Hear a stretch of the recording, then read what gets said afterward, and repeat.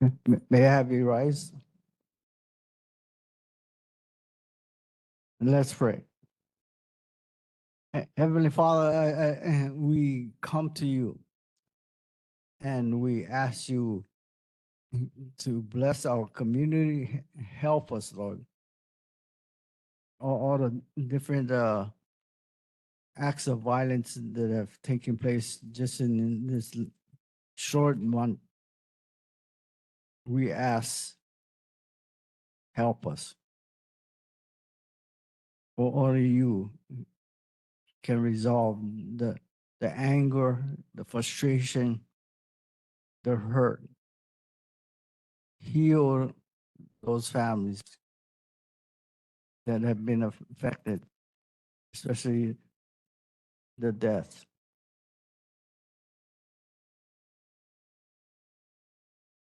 Bring peace,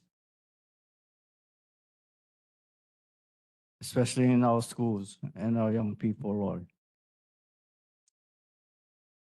Help us as a board, as adults, to be an example of your peace, your love. May we conduct ourselves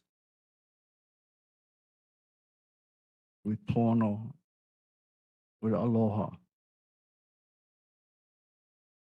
Bless our meeting this evening. We'll pray this in Jesus' name. Amen. Amen. First up on the agenda, we got city emergency and first responders reports. Honolulu Fire Department. Aloha, everybody. Can you hear me? Okay. Okay. Right. First off, I'd just like to introduce myself. My name is Captain Kamehalani Ortiz. I'm one of the brand new captains out here at the Waianae Fire Station. I just want to say thank you for letting me come to this meeting and to just give you folks an update of our current status from this month.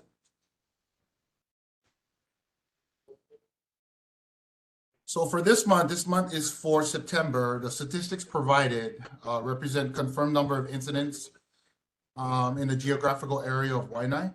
So we had 2 structure fires, 2 wildland brush fires.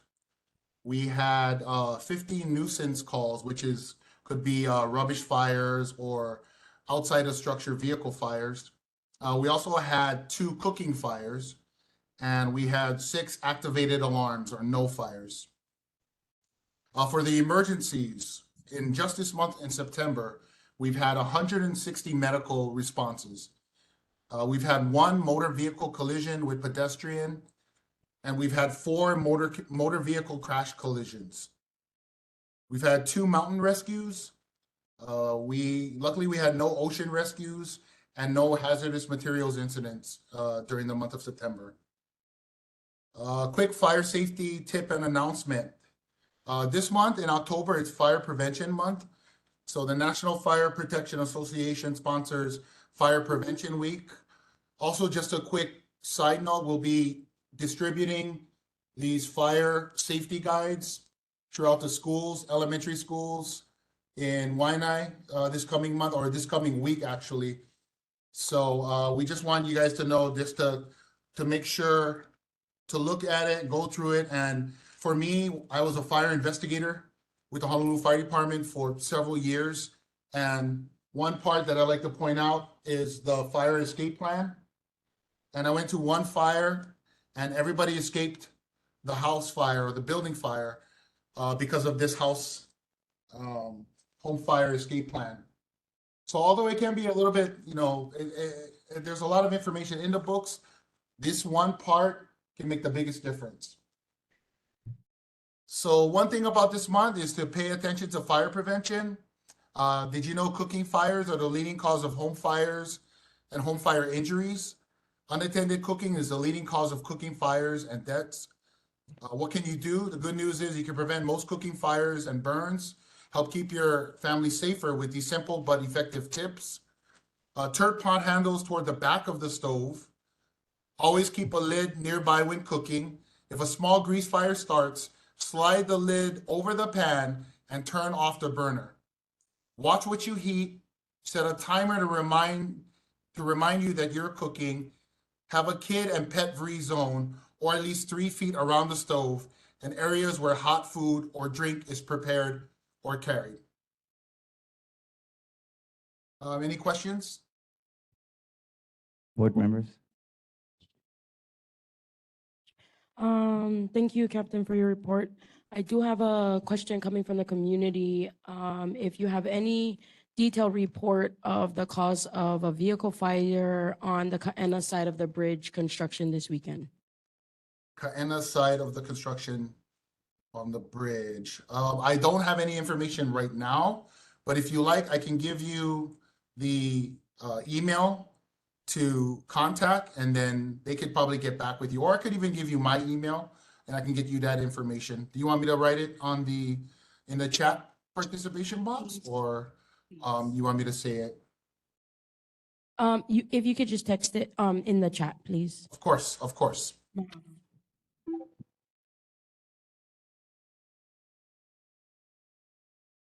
Any other board members? Questions, concerns? Community, questions or concerns for Honolulu Fire Department? Please come up to the mic.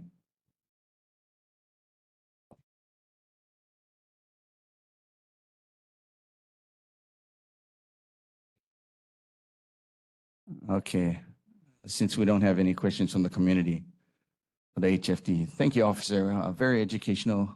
Thank you for making us aware. Thank you for all your service. Thank you for all you do for the community. Thank you very much for giving me your time, and stay safe out there. Mahalo. Mahalo. Okay, next we have Honolulu Police Department Officer again. Good evening, Mr. Chair, board members, members of the community, Corporal Peg with the Honolulu Police Department, District 8 Community Policing. I do have your crime stats for September. In September, we had 22 motor vehicle thefts, 9 in our area, 30 burglaries, 16 in our area, 130 thefts, 47 in our area, 26 unauthorized entries into a motor vehicle, 11 in our area. There are a total of 205 citations issued. Total number of calls was 7,469. There's 2,136 in our area. I'm open to any comments, questions, or concerns. Questions from the board? Board Member Crab, please. Officer, for when you say Waianae, what is the boundaries for that? Miley Point to west. Thank you. And then for some of these, like the 47 for the higher numbers, are they concentrated in any specific area? Do you know of? Within the boundaries of the district? That I don't have the specifics. If anyone's interested, they can go to the honolulupd.org website.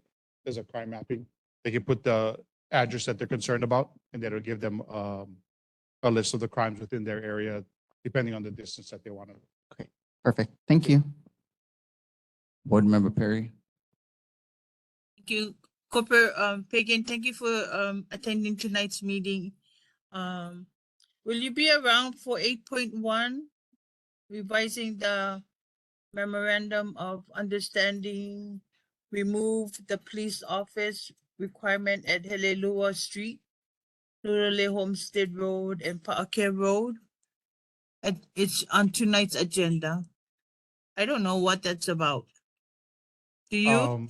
To be totally honest, I'm not sure if I'm going to be here for that, but I believe what you're talking about is currently there's a requirement that whenever the emergency access road is open, that there's an officer that's actually stationed at each gate to ensure safe passage to the gate. The gate remains secured, open, and maintained.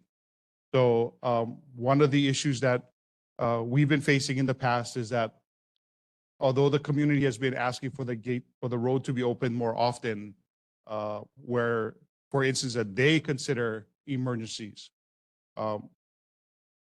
when they're not considered an emergency in regards to other people's discretion or feelings of an emergency, what happens is we have to take an officer off the road to actually man that gate.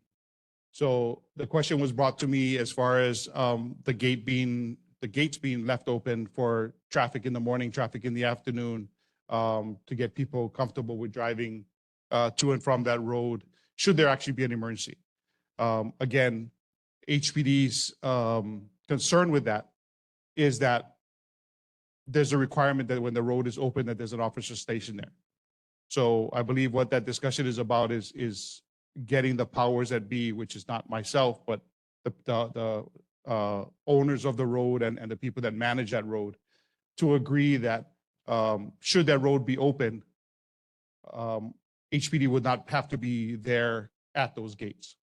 Again, if there's an emergency and we open that road, you're talking about pulling at least 4 officers off the road to man those gates, which means you have 4 less officers working in the area. So again, the discussion was whether or not the people that own the road, maintain the road, and have the liability for that road, are they willing to have those roads open without having a requirement to have HPD there? If that answers your question. Thank you. Thank you so much for the explanation. Thank you. Any other board members? Thank you, Corporal Pagan, for being here. So it's also part of the question that I asked earlier, coming from community, if there might have been any calls regarding that vehicle fire, and if any arrests were made, or if you guys have any report on the vehicle fire that took place on the Ka'ena side of the bridge. I don't know whose property it was. I'm not sure. I can work on that as well. The only thing I heard about it was that it was just that when they were working on the bridge, there was a vehicle fire that HFD had to get across the bridge to get to. As you know, I don't want to say for sure, but I haven't heard anything about there being some type of malicious activity, and that's why they responded to it. Thank you. Sorry, Board Member Crab with another question. Corporal Pagan, for a clarifying question, transitioning to another topic, with the activity that's been in the news, regarding the beach parks and, at the harbor, some constituents are requesting patrols in those areas during those times that activity has been increasing. Is it necessary for the community to call and request, like via 911, or is there like another process to request the patrols? Whenever there's a nuisance, regardless of who the property owner is, we suggest people call 911. As all of you know, the boat harbor is state property. So our major, as well as our command and the community, well, the officer, HPD itself in this area, we're working with the people that have that authority to figure out some solutions. I've been out here for 24 years, and I don't know if I've ever seen a harbor police officer out there. Where if you go downtown at the harbors, you see them all over the place. I understand that, their numbers are minimal as well. So they are looking at options on who's, or more people taking responsibility and not just leaving it to HPD to maintain their property. But again, if there is activity over there, whether it's people gathering, people drinking, loud parties, we do suggest people call 911. HPD will respond. That as well as just reminding the community that it's not an area. My fear is that when things like this happen, there's measures that are taken to stop this from happening. One of the things that have happened in the past was we closed parks. Excuse me. We closed parks, we restricted access, which gets the rest of the community up in arms because now you can't use the parks and stuff like that. So again, trying to get the community to understand that we don't want to get to that point where we're limiting access and denying the fishermen opportunities to go in and out as they please because of these types of things. But unfortunately, we got to look at options. There's too much activity that's going on over there that hasn't been pleasant, to say the least. So again, we're asking the community to just be aware and call when they do see things that shouldn't be happening over there. Thank you. Any other board members? Go ahead, Lanford. Thank you for being here. I just have one question. During the bridge closure this past weekend, was there any incidents that HPD was heavily involved in or involved in periodically? My understanding was only, other than the vehicle fire, there wasn't anything that we got involved with at all. Myself and my supervisor, as well as one other officer, we were actually stationed on the opposite side, on the west side of the bridge, Sunday morning when they did the total closure, to handle any cases that might have come up during that time period. And I'm happy to say that I just got a suntan.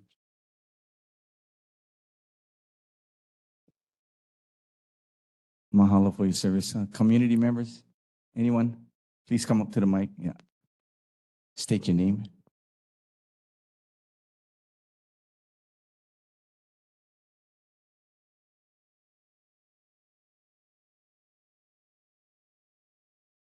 Hello, my kako, waka ili kamai no hoau ia baba Waianae.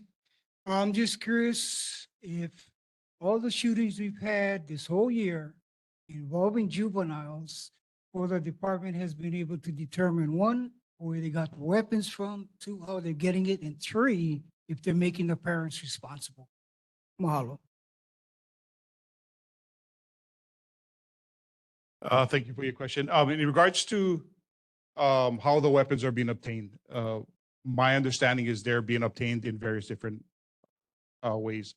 There was ghost guns involved in some, not just in our area, but ghost guns, stolen guns, guns that belong to another family member that weren't secured, as well as instances where, not the juveniles, but we've had guns that were actually purchased legally and they were used. In regards to a juvenile using a gun and having the parents responsible, again, that's a court question for the most part. The courts do not normally hold a parent responsible for their child's activity in that type of sense, unless the parent was the owner of the gun and they were negligent in securing the weapon and someone was able to get it. Then they can be held on other things. But as far as parents being prosecuted because their child did something with an illegally obtained weapon, unfortunately, the way the system works, it doesn't normally fall on the parents. Unless it's a civil suit, and that's different as well.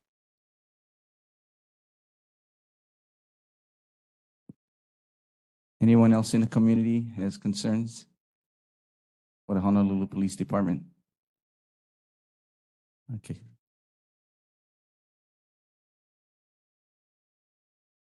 Hello, my name is Maisana Aldegar, and my question is, hi, Auntie. My question is, does the freedom of the boats override the security of the harbor? As far as I know from growing up, the harbor was always considered a place to party. So I know that the shooting is happening after 10 o'clock.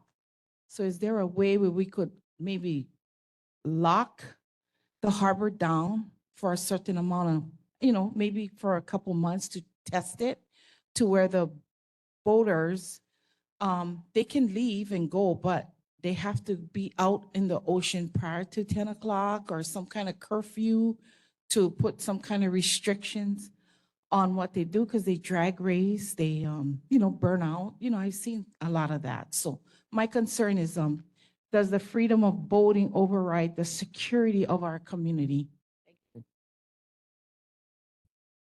Thank you. That's a good question. And it actually comes back to a lot of things that we're dealing with. Again, the harbor being the state's property, that would be a decision that they would have to make. But the thing that's always happened, and I don't want this to be taken the wrong way in any sense. People's cultural practices has always been one that's been, it tends to be on the opposite end of what people are thinking with security. As for example, when the parks were closed because of COVID, we had a big issue with everybody saying, well, I have the right to go into the ocean. And you do. So again, what we did was we blocked up the parking lot, stopped people going to the parking lot, but people were still able to go to the beach. With the boats, again, that's something that the state has to decide whether or not they're going to restrict the flow of the boats coming in and out, if they're going to be required to stay in the water, if they're 10 minutes late because they locked the gate and stuff like that. But again, safety is a concern for everyone, but as much as we try to find a safety measure, there's always an opposite side that wants that freedom to do. And again, some people don't want to lose their rights because you get a couple of people that act like fools. But again, getting the community involved and having them report these incidences, getting there early, is a big thing. HPD getting called when you see the party starting versus at 3 o'clock in the morning when everybody's intoxicated. Now we got to go try and send everybody out there is a big thing. So the earlier we get the calls, the earlier we can deal with it. Hopefully we'll be able to intervene a little bit earlier and safer. Thank you. Any other questions from the community? Come in. Up here, please.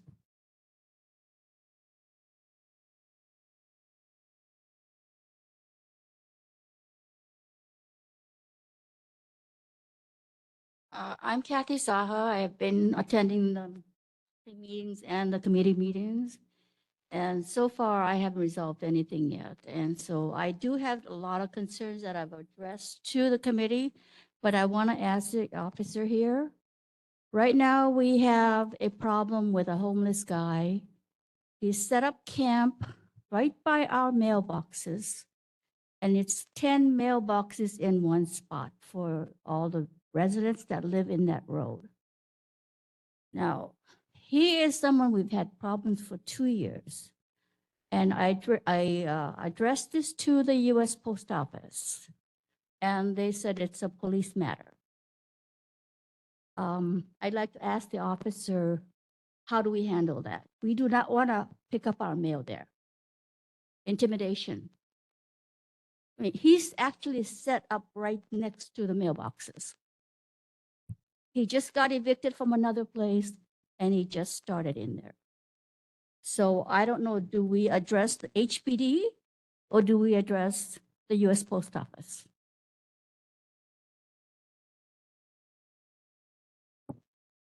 Thank you. I'll get the address from you after. We'll see what we can do. Generally, it really depends again on who the property is, where the mailboxes are, if it's on a private road versus a city and county road versus a sidewalk and stuff like that. So I can talk to you about that after. Yeah, I mean, it wouldn't, honestly though, it wouldn't be the post office because the post office deals with the post office and the mail. They don't have anything to do with the mailboxes per se in regards to people around it and where people park by it. Unless someone goes in somebody else's mailbox and it becomes a postal matter. So outside of that would be HPD or would be the private property owner or the state, depending on whose property they're on. But I'll get the address from you. We'll discuss.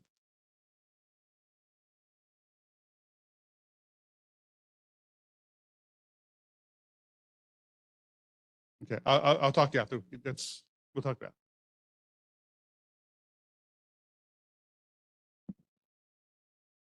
Good evening, James K. Monaco Sr., concerned parent, grandparent, and great-grandparent. Just to clear up some confusion, oftentimes it's not really the fishermen, yeah? It's these people that have nothing else to, or no place else to go. Yeah, so let's clear up one confusion. Yeah, it's not really the fishermen. So let's get these guys off the road that have nowhere else to go. Yeah, and leave us fishermen alone. Yeah, when we come up, we're tired, maybe we come up. So distinguish between us guys that fishing and those guys that have nothing else to do but come down there, down to the beach and make trouble, to the park and make trouble. Yeah, because those are the guys that need to be distinguished. Yeah, and leave us guys alone because we're there to fish. Yeah, and you can see those guys because they have something else to do. They play in music. Us guys, we're not there to play music. We're there to fish. You can see us guys. There's a big difference between us and them. So please help us. Thank you. Yeah, I don't believe she was saying that it was the fishermen that was a problem. I think it was just the fact that it would be the fishermen that would be impacted if they try to secure the area. So again, it's not a matter of saying the fishermen are the problem, just that it's an area where it's happening. One thing that we can look at is as a fisherman, if I'm parking my vehicle out there and I'm going down on a boat, the last thing I want is my vehicle left there knowing that I'm going to be miles away and there's people acting up around it. So maybe if we got them more involved as well as reporting stuff that's going on that shouldn't be, that would help keep their area secured as well as their property and stuff like that. Yeah, I can comment on that. Okay, So go ahead. I pay permits to use the harbor as well as I pay for a stall at the harbor. So that's the problem with fishermen's, right? Fishermen's are actually, that's their way of making food, paying for their meals, paying for their bills. So it's, you know what I mean? So boat owners actually pay for the services of it. And within those, the state has invested into more DLNR officers. And that's where it needs to step up. And we have a bunch of DLNR officers on this side of the island. So that's something the state, the harbor masters have to get with. But like Copenhagen said, that in town, there is harbor police. Unfortunately, here, we don't have that ability, but we do have DLNR officers that they can put to shift work to actually control that. Because the areas of these concerns are actually not where the fishermen park, but on the top side next to the park. And that's where the problems are.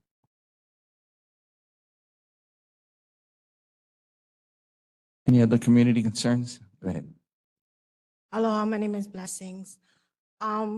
Couple of years back at Mokalea, they had incidents like joyriding and a couple people died over there. So what they did was put a fence up there, and the state and city coincide with making permits, and also for the boat people to have a code. Maybe that's an option to deter some criminal activities there. For that, I know DLNR and HPD is gonna have to correspond with each other.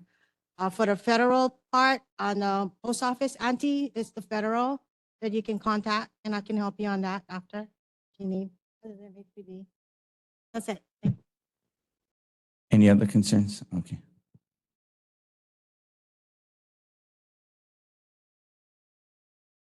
It's Calais Salcedo.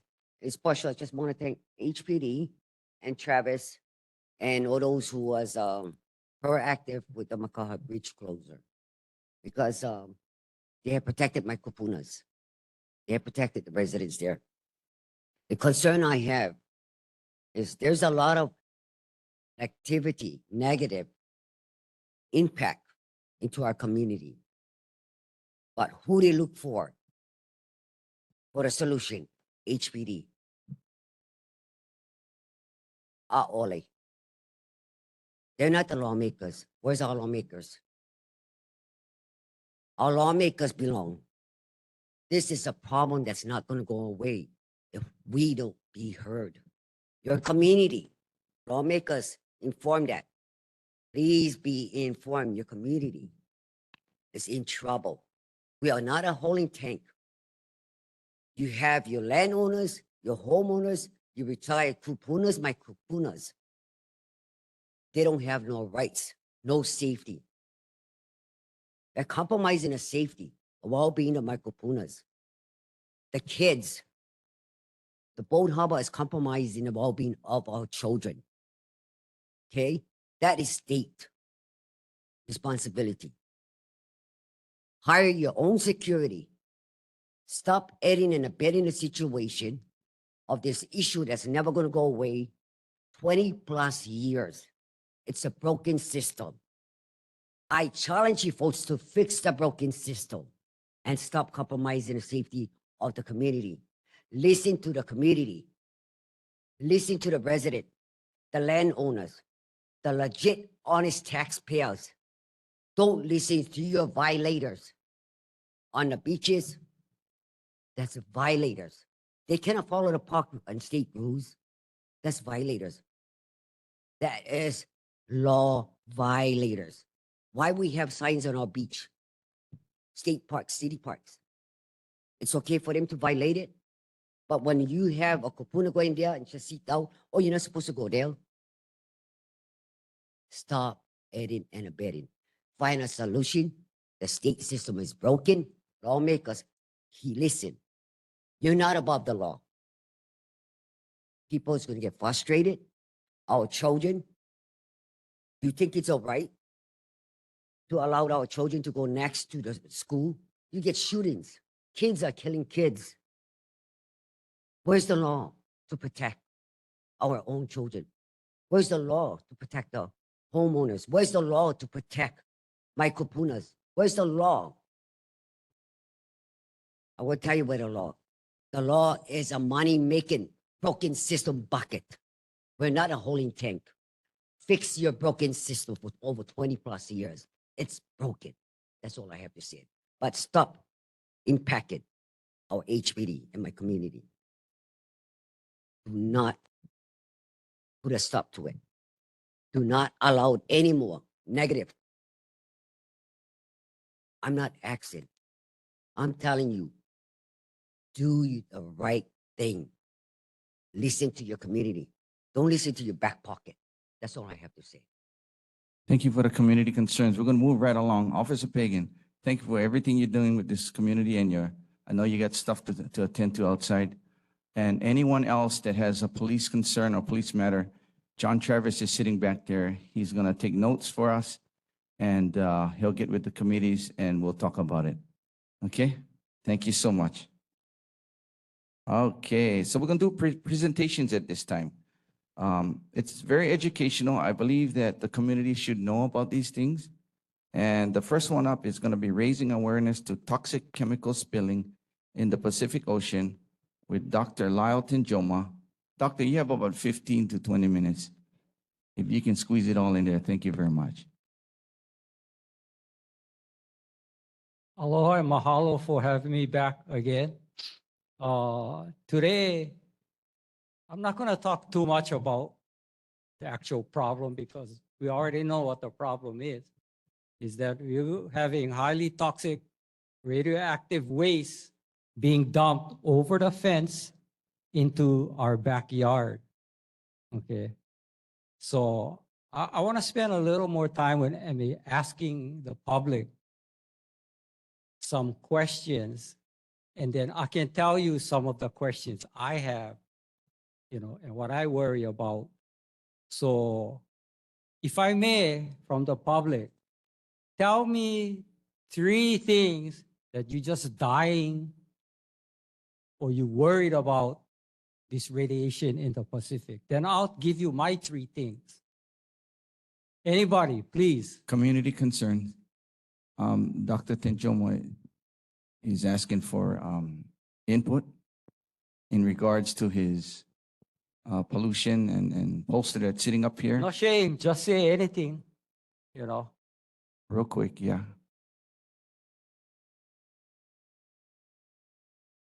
Food supply. Well, let's say this. What's being put in the ocean is going to stay there for hundreds of thousands of years, millions of years. Radiation don't go away. Does that answer your question?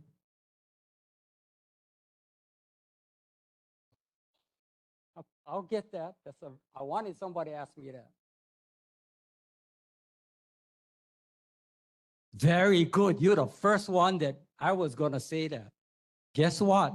Where do you think our water and rain come from? Huh? Where does it come from? It comes from the ocean evaporation. So it's not unlikely that you're going to get it coming from there. So just because you don't go in the water doesn't mean you're not going to be affected. I don't know for a fact because I'm not a scientist like that. I'm a doctor, but I'm in science long enough. But that's the best question I heard in 3 years. Next. No, you ask your question. Yeah, we rely on the Pacific for everything. It's like our mother's womb. Are you going to dump, IV line into your mother without knowing what it is you're dumping and how much you're dumping? As a doctor, of course not. I don't think anybody, doctor or not, is going to allow somebody to put that in the IV in a pregnant woman. None. Hold that thought. Coming back to the main stuff, but I appreciate the question. Did you know that our own USA approved of this dump 2 years ago in Seoul, Korea? Blinken, John Kerry, who is supposed to be the environmental czar, gave Japan the okay to dump 2 years ago, April something 2021. Did anybody know that? Please. Did any of our senators in Washington, D.C. know that? I don't know. But every single one of them is telling me, oh, go talk to the state, go talk to the city council. And when we cornered them, because we've had meetings with Case, Kai Kahele, when he was in office, and then Shots. Not a single one of them could come up with any kind of questions we asked. And that's what I'm here for, is to coach you guys up so that when you go and interface with people in Washington, D.C., or hopefully internationally with our ocean safety people, Tahiti, Samoa, wherever it is, it affects every single one of us who live in this Pacific Ocean. I've approached NOAA, Western Pacific Fishing Council. Duh, like, who the shit are you? That's why it's very frustrating, but I don't give up. I'm still here. If one thing is I'm not scared to talk. Okay? But I'm here to tell you all the BS that the Japanese government and the federal government, the USA, is putting on you. Okay, so I'm gonna spend some time doing that. But before that, I'd like to come up to this sign.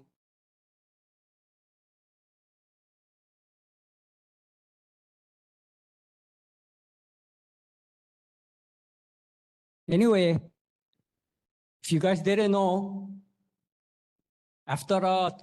during the tsunami, they had an explosion and a meltdown of the 3 out of 4 reactors in Fukushima. That's over here, okay? And as a result, they've had to figure out what to do with all the meltdown materials. But more, what concerns us is that all this 880 tons of melted fuel rod, stainless steel, concrete in these 3 reactor buildings have to be cooled 24/7. Otherwise, the thing is gonna fission. Fission means the thing get hot and you're gonna have another explosion like this, okay? 24/7 until they clean up the solid material in the bottom of these reactor buildings. That thing's so hot, 4,000 degrees, it melted everything completely through the concrete floor and everything. And it's so radioactively hot. No human is ever gonna go get close to that thing to clean up. You guys don't know that, but I pay attention. Only robots have ever gone into these buildings after 12 years. Do you know how much of the 880 tons they've dealt with? Take a guess. 1 teaspoon. You know why? Because the amount of radiation still coming out of this meltdown stuff is so high. 1 minute, you'll be dead in 10 years. 10 minutes, you'll be dead with less than a week. Therefore, they only have robots, but it's such a difficult problem technically. Even the robots no last more than 1-2 days. Okay? But yet, the government of Japan and the government of the United States is trying to tell you that the coolant water that they're processing and storing in this 1,200 fuel tanks is so safe that you can eat the fish in this freaking ocean. Now, how many of you are going to believe that?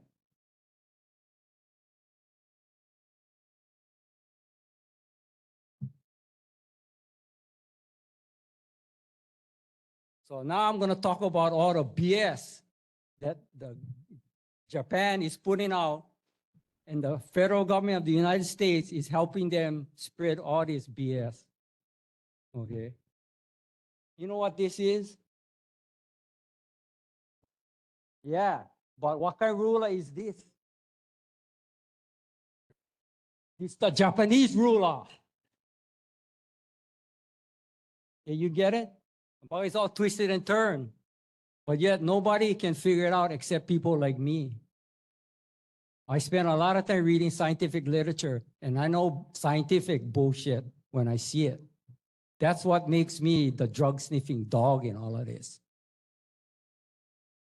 Because if you have to face 5 PhDs to get past your thesis, They teach you how to read the scientific bullshit. Because if you're lax and you allow some stupid study to you quote, they're going to bounce you on that. And guess what? You don't get your degree.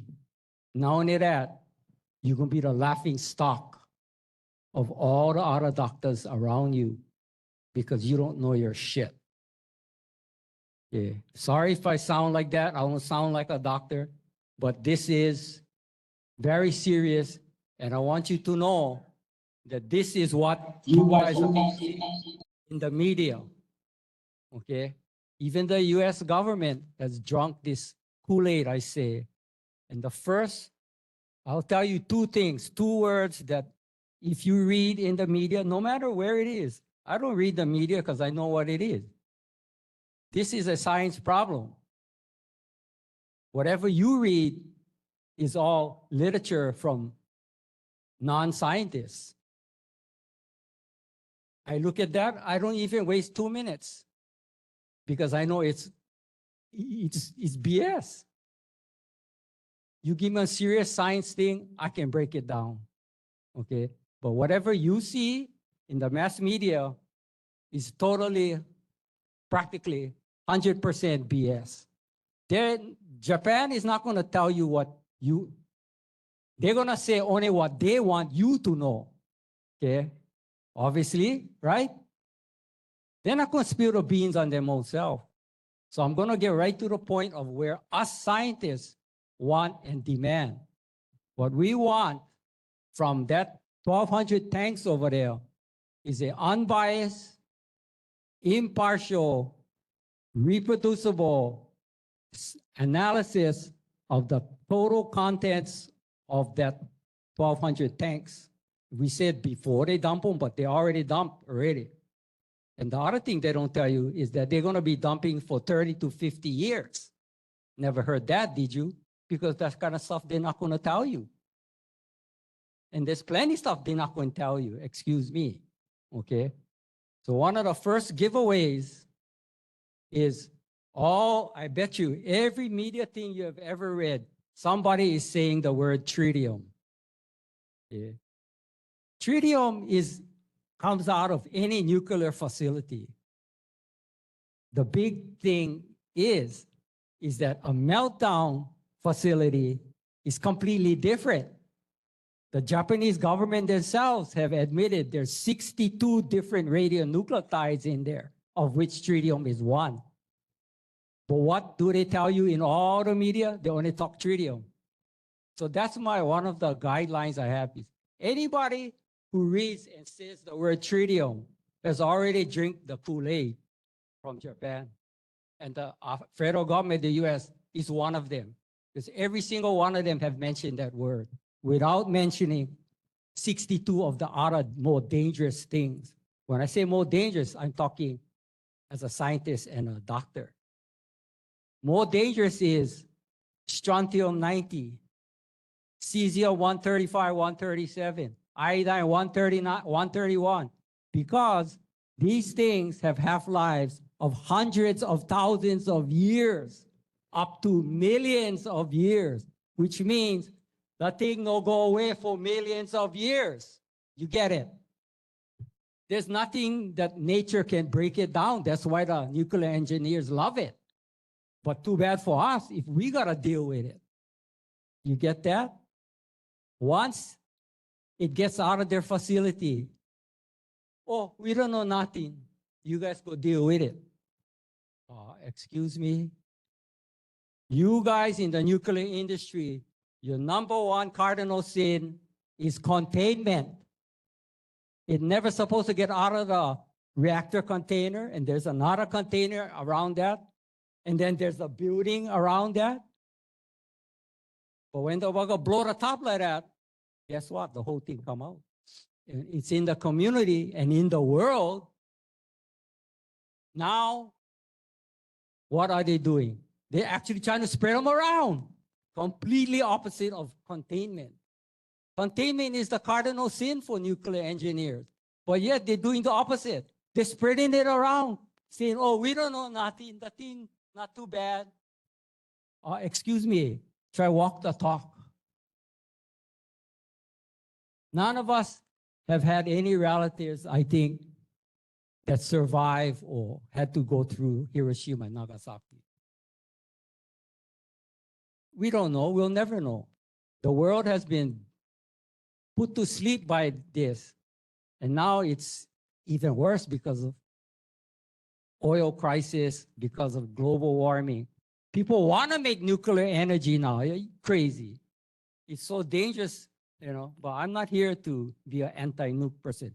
I'm here to protect the ocean, to protect us, protect our livelihood, protect for generations. That's the key word. Because none of us is going to suffer from this. I guarantee you. It's going to be future generations, and hundreds and thousands of generations are going to be the ones that pay the price. Dr. Tenjoma, Yes. two things, the prevention part, and also what do you recommend as far as being tested to see if you have radiation? What's your? At this point, I can't answer those questions. And the reason is because the scientists, and I mean non-Japanese scientists, have not been allowed to test that facility.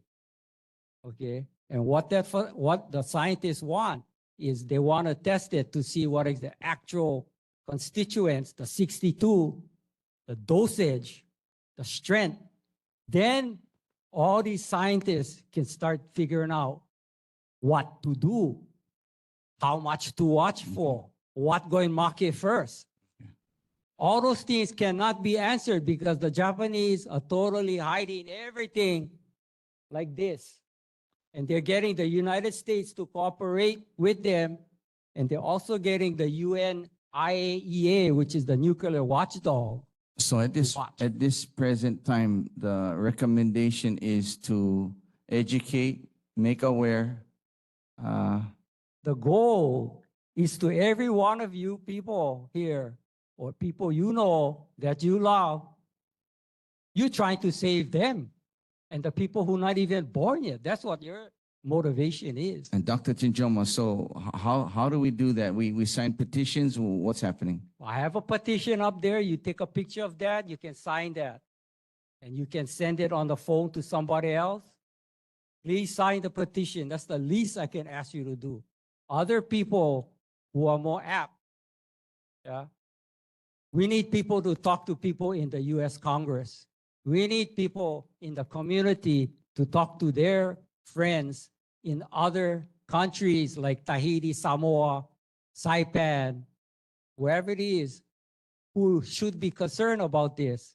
Because if we're not concerned, we're just going to be just like the Micronesians. Huh? You know why the Micronesians here, right? They chose not to be in that place that got bombed out. That's why they're here. That's one example, yeah?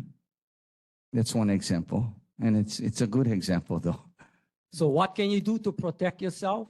We're not even at the stage we could even possibly answer that, because we need to see the scientists, the oceanographers, marine biologists want to have that independently tested so that they can figure out.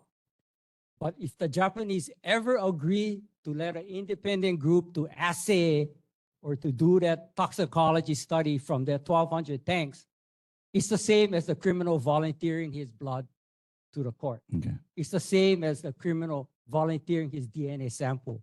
Do you think they're going to do that? Honestly, unless it's forced, they will never submit to that because it would be admission of guilt. And you know how accurate DNA is, right? In a court of law. You know, can run away. He's like President Clinton. He couldn't run away. He was rambling about, oh, I never do this, I never do that. But the moment the FBI got his semen, brother, game over. Even he couldn't fight that. That's what we're trying to get, is we're trying to get the DNA evidence from that facility, but the Japanese are not going to willingly cooperate. Dr. Because it would be Tenjoma. admission of their guilt. That's why they invent everything to get away from that. Okay, I'm going to ask you to summarize, but before that, I think this is a very important Dr. Tinjomo brought some paperwork back there. Please, if you feel free to talk to him now or after the meeting, and then he can share with you that where you can take picture of that and be. Okay. Okay. Go ahead. Summarize. You done? Well, like I said at the beginning, I'm coaching people up. Because when you have to interface with people in Washington, D.C., you got to know more than them. You got to make them like, whoa, I never know that. How come these guys know that? That's what I want. For all you guys to be coached up by reading somebody's material so that you can make them look stupid, which they are. Okay, that's my job today, is to coach you guys up. So I'm happy to meet with you guys 1 hour, 2 hours, whatever time you like me meet to coach you up, because you can't do this in 15 minutes. Can you imagine a game plan? Offense, 10 minutes. Defense, 10 minutes. Special team, 2 minutes. You think what kind of game you're gonna get if you have a game planning like that?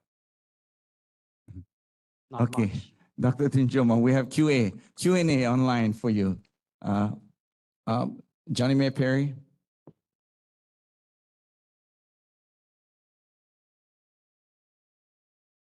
Doctor, thank you for attending tonight. It was I that brought this subject up to the board about 2 months ago. It's something that I read or saw. It is my understanding, like you said, Japan is already releasing the toxin in I the already ocean. started of August yeah, 24. The Yeah, first, and people then that I in 2 know or that 3 go to days. Japan have confirmed that. Let me speak. Yes. Do you know if Japan did a precautionary measures before release?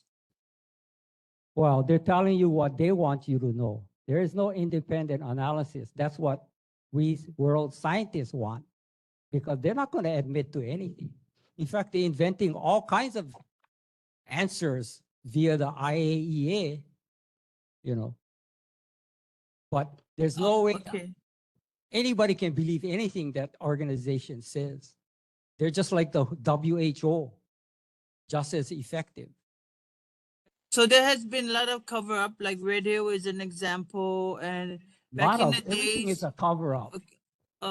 Okay, let me speak. Yeah. And then there was the days of plantation where they use fertilizer, and now they know that there's some harm to it, and it has been banned. So you do have a representative from DC online. You do have someone from DPH Environment online. So I hear what you say. Maybe you need a place at the table in DC. Thank you for addressing this concern. And now there's more people informed. And however, everybody needs to do their homework. We cannot only believe on one side. But what you do say, I believe that there's cover up and they don't want the people to know the true story behind of it. Thank you for attending tonight's meeting. Aloha. Okay, Johnny May. Okay, next we have Cassandra. Jonathan, I had one Oh, question, one go quick ahead. question. Board member. More of a concern. Thank you, doctor, for coming and sharing this information. But if I remember correctly, the United States government started a war regarding weapons of mass destruction. And here what you're sharing with us is that this is something that's being snuck right into our backyard. And the concern is if the Why? US can go start a war looking for something that they didn't find, obviously this is something that is showing precedence. Why has the US not really done their due diligence? I want to know why too. Why, you know? So you go ask your senators, representatives in Washington, D.C. that question. Why? Why are you ignoring this? And the answer might have to be, "Oh, because we don't want to offend, somebody, and we don't want a world war over it." I'm not a diplomat and I don't pretend to be. My concern is just the health and welfare of living things in the ocean, including us humans. Any other board member? Cassandra, online? I'll go after Cassandra.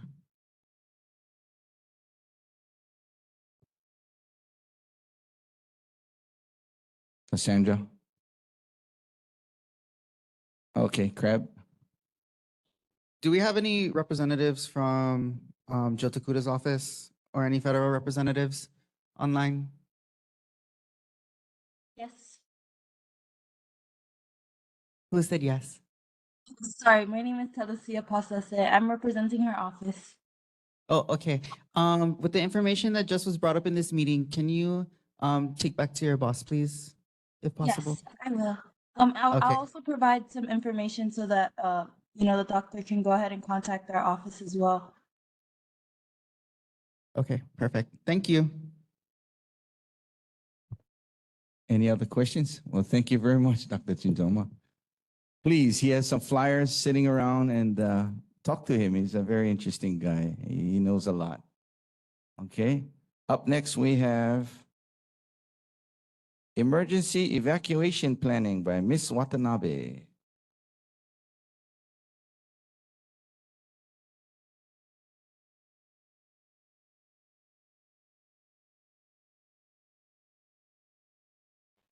I'm so thankful to be here and to share with you what we are doing in Nanakuli area because of the things that's happening throughout our island, throughout the world.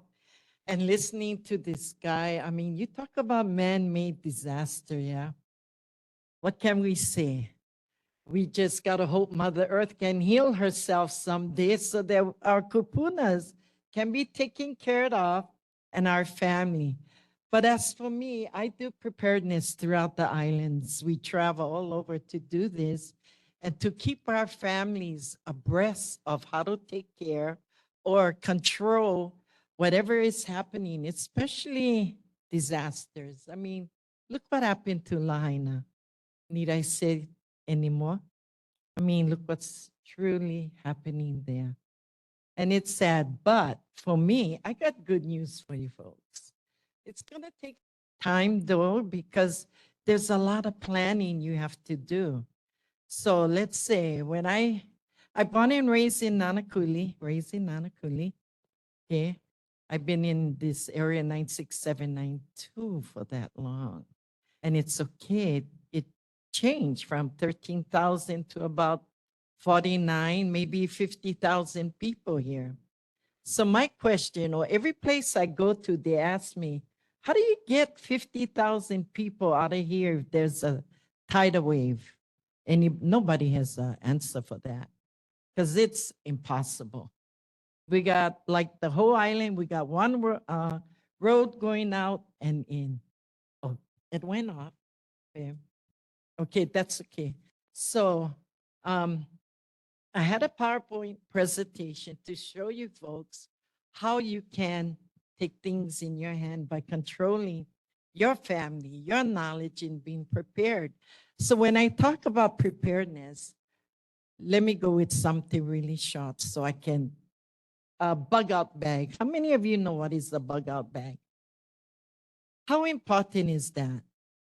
Emergency preparedness before was an option, right? Nobody listened to us, like nobody listened to him, nobody, it's okay because we all have a choice whether we want to survive or not. It's all up to us. So it's an option then. Now it is a necessity. Having a bug out bag is so important, okay? My cousin was one of those that ran in Lahaina. And while he was running, he was getting burned, okay? Because the fire was there. He entertains at night. He slept, got up. The wind was so strong, it was banging everything around his home. He went out not knowing there was a fire. All of a sudden, he felt heat and something told him run. He ran.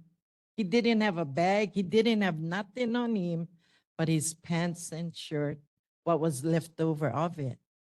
Now, being prepared, especially at this time, is so important. We're on the west side.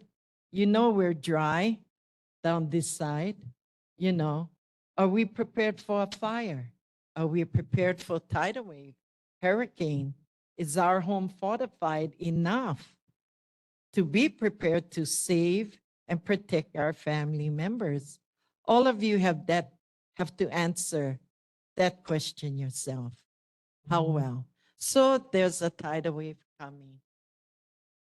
From what I've been trained to remember is if California, any country from that side of state, the west side, have a tidal wave and it comes here 35 foot.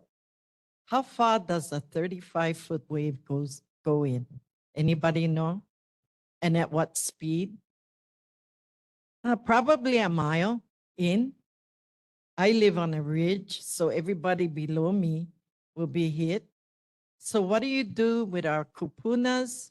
What do you do with our children when there is such a thing? We got 4 to 6 hours to move to higher grounds. Anybody ready for that? So we got to be prepared. We got to be aware of what's happening and what can happen. Man-made disaster is just as bad as a natural disaster, you know, but if we work, like I told your chairman, you know, if the community work together, we can actually get something moving, you know, but there with so much issues going on. I mean, look, we're safe for 45 days, right, from the government not shutting down. 45 days. So what we're going to do about that? We got to let those guys take care of the problem there. We have our own issues here. Okay. Number one, our families. What do we do with them? How can we protect them? How can we help them? These are things Hawaiianese, be prepared.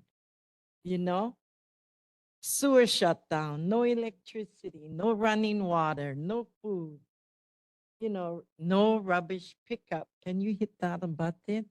Sanitation. Who wants to talk about poop?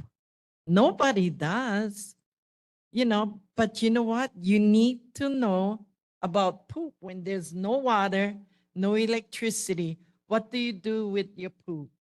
Just dig a hole? Well, I would, you know. So what I do is I train people how to do things like this. And I told your chairman, if he need me, he can have me anytime he wants to. So what do you do about poop? Hey, our island, 45, miles long and wide, I think it was 55. Do you know if the other side who will get hit worse because it's wet ground on the east side, you know, that stenchy smell will come right over the mountain to us. So how do we train these people to be prepared on how to do your poop like this? You know, when Katrina hit New Orleans, you know what happened to New Orleans, right? Half of them, New Orleans could be rebuilt. The other half couldn't. Why? The poop and shishi went down to the aquifers, damaged all and contaminated the water. So one side of New Orleans couldn't be rebuilt again. What do you think going to happen to our people in Lahaina? The infrastructure is so bad. It's really bad. Okay. Next one. Sorry, there. This is how we take these guys for granted. Yeah, they come every week, pick up our opala, dump them for us. And what if they're not here? What if this service is interrupted? Can you guys take care of your own opala? Everything we're going to take care of. You know, what do you do? You know, these are things everybody should be concerned about. Besides that, you know, there's a lot we got to be concerned about. But first, again, start with your family. Okay, so I'm gonna leave it as this. And then if you guys have any questions, you can let me know because I can go on, but I think there's other things that need to be said. Ms. Watanabe, Yes. share the example about the reason for not having the any kind of bag in your hand. Oh, okay. Share that example, please. So I know people who have things in buckets, okay? They put everything in the buckets and they go, I got my backpack, I got my kit to my, bug out bag to go. Let me tell you something. If your hands are not free and you're climbing and you're going to fall, you have a choice. You either fall or you let that bucket go. What you going to do? Anybody? What would you do? You guys going to let the bucket go, right? That's common sense. But guess what? There goes all your goodies for you to survive for at least 3 days. A backpack is so important when you put it on. I told my husband get mine, but he didn't want to, so I'll show you. You put on your backpack, right, your hands. Okay, your hands are free. That's why having a backpack instead of a bag is so important. I'm not telling you to wear a 30 or 50-pound backpack. Just the essential you needs to survive. That's it. Thank you. We have a question back there. From the board first? Any? Okay, I saw a hand come up and it's John Travis back there. And then Johnny May, you're right after that. Thank you. Evening, Chair, neighborhood board members. Ms. Watanabe, my question to you is what is in your bag? No, you don't have to, I want to know what because you're bringing up examples of bug out bags and Use the mic, Auntie, please. Yeah. Oh, okay. I have food, water, clothing. I have shelter. I have a pack of what you need in your backpack. It's right in there. Okay. And usually if anything come up, my husband and I don't go to a shelter because sometimes you can get into some fights up there if they know what's on or in your backpack. So you got to be careful too. You got to use discretion when you go. You can tell when you're in a shelter whether it's safe or not. And you said that we could find a list of things on the table there? Yes. Okay. Any other questions for Ms. Watanabe? Board Member Perry? Ms. Watanabe, I'm online. Thank you for joining us tonight. You're welcome. As a girl growing up in Waianae, when there was tidal wave warning, we just go on Farrington and Waianae Valley Road. That was our safe place. Getting back to the current event of Maui, the concern I have, you can't even leave your home. There's so much derelict cars on both sides of the road. And that alone will hinder your escape. Yes. And in your backpack, if you're on medication, you need that and whatever you essentials that you need. And the idea is to clean around your property right now, get rid of clutter in and out. Because the more things you have in your house, the longer the fire will burn. As simple as that. So I appreciate you coming to educate not only the community, but anybody has logged on to this meeting tonight. Thank you for sharing.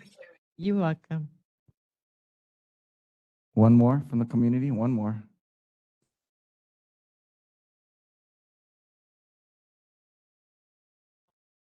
Oh, okay. Hang on. Manaku, is this for community concerns or?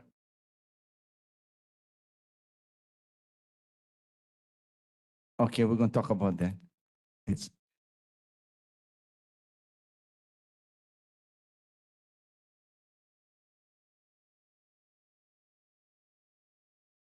Please come up to the mic.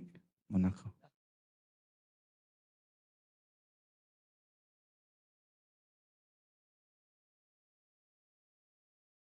Could we use the microphone, Monaco? Could we use the microphone so we all can hear? Yeah, okay. The most important thing is to, The most important thing about any emergency in every community is all of the traffic just keep moving out. Don't stop, don't move, make any turns, don't don't do anything. Just keep moving out of our community until everybody gets out safely. Thank you. okay, thank you. If you, the community, if you have any concerns, please go see Miss Watanabe. Yeah, go see me and Watanabe. Okay. Oh, thank you. So educational. I tell you that it's important for the community to hear you. So we're gonna move on to harmful effects of H-power incineration by Mike E. Wall.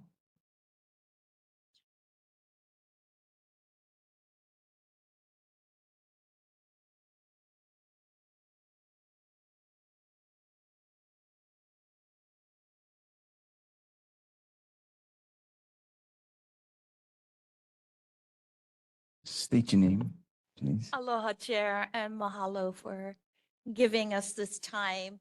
As you know, I'm not a Mike Ewall. He's not available.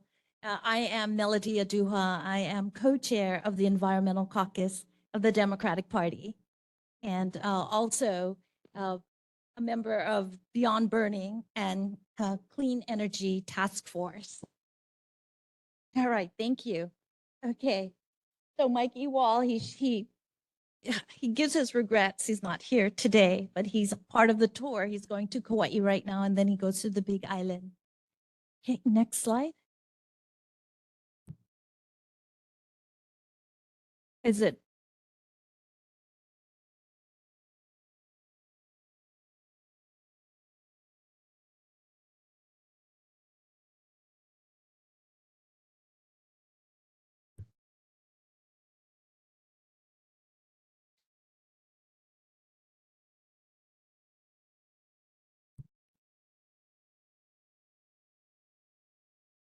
All right, it'll take a few seconds. Yes.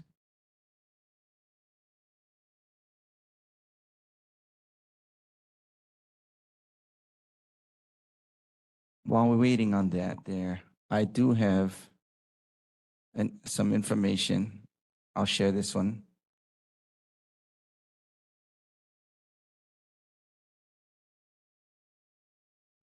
Okay, so tomorrow, I believe it's tomorrow, it says Kapolei Hale on Wednesday, 10/4, which is October 4th at 10 a.m. There's going to be a bill. They're going to be talking about the bill number 57 and 58. Please, if you can come by, it's going to be at Kapolei Hale tomorrow, Wednesday, October 4th at 10 a.m. They're going to be talking about Bill 57 and 58.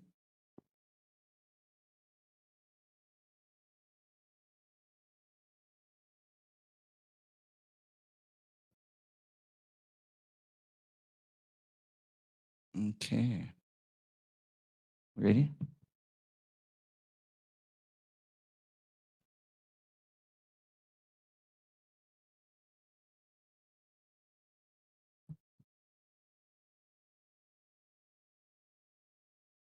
Chair, I'm going to go on then. Oh, looks like Oh, we got it. he's getting Thank in. you. Okay, that's great.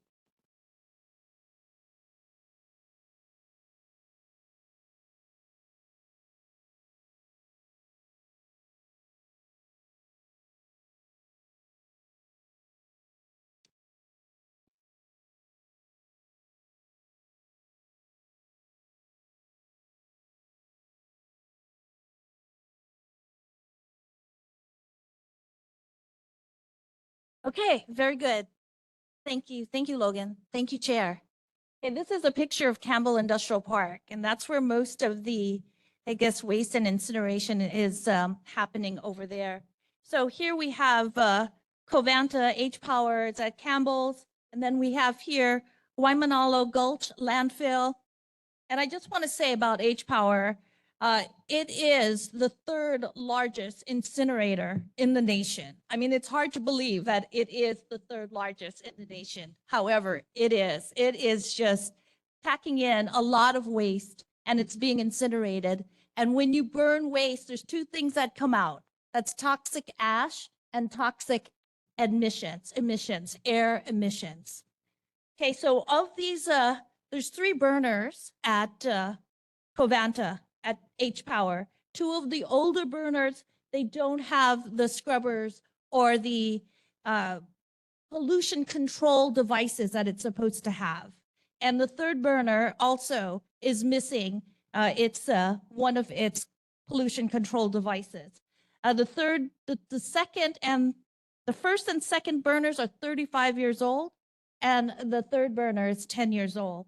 And then we have Waimanalo Gulch, and as you know, they've been looking for another site because they were supposed to close down Waimanalo Gulch, but they're unable to find a site because of the 6 sites that were offered to the landfill advisory committee, they were found to be unacceptable because it's above an aquifer. So now they're looking, they punted it basically and says, okay, Waimanalo Gulch, there's still room. We're not going to close it down and we can't find an alternative site. Therefore, we're going to keep on looking. And I guess now they're looking at perhaps federal land. Federal land, then we're looking at Kahuku. I'm from Kahalu'u.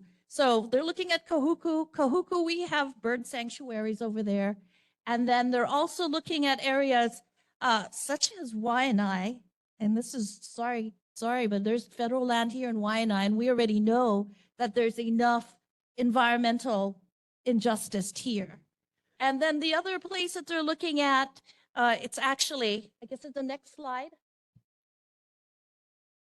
Okay, well, we can go on to the next slide. Okay, Waimanalo Gulch, we know that sign.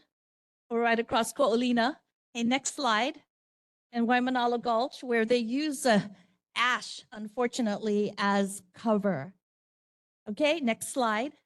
So here's where I want to say that they are looking, the words white, those are the sites in which the landfill advisory committee found that they were unacceptable. All of the whites. But the gray sites, that's where it's federal land and it is possible. So we've got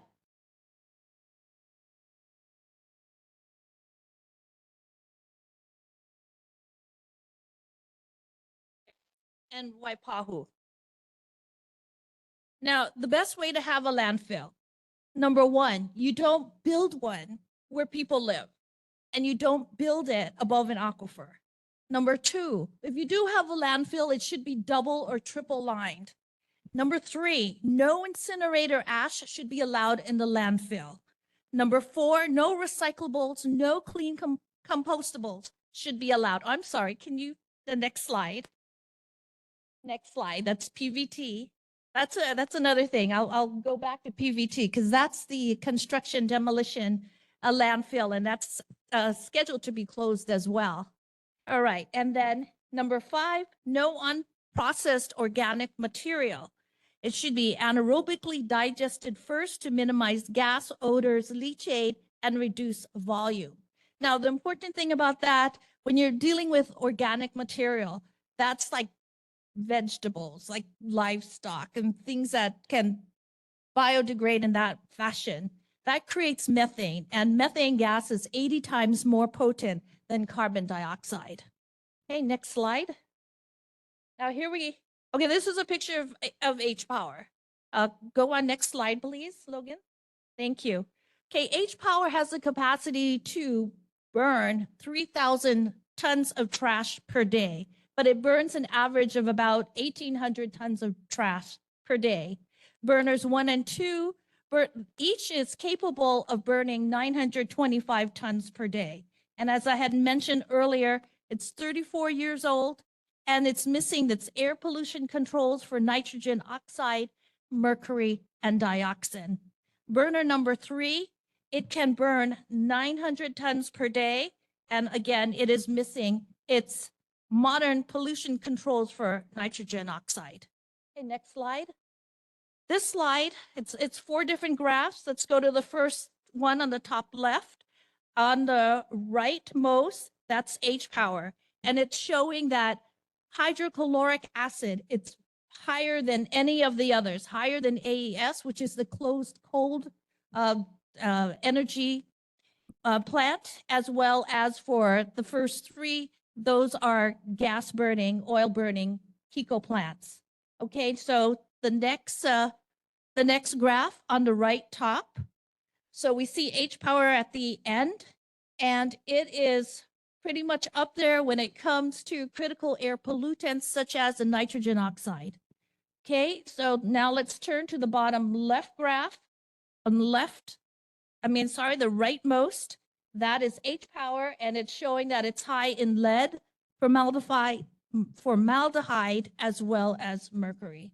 And then the last graph on the bottom right, you'll see H power on the right, and it is the highest of all energy producing plants when it comes to carbon dioxide. And carbon dioxide's greenhouse gas emissions. And that's what we want to avoid, because that's, of course, going to affect our ozone. Next slide. Next slide, Logan. Thank you very much.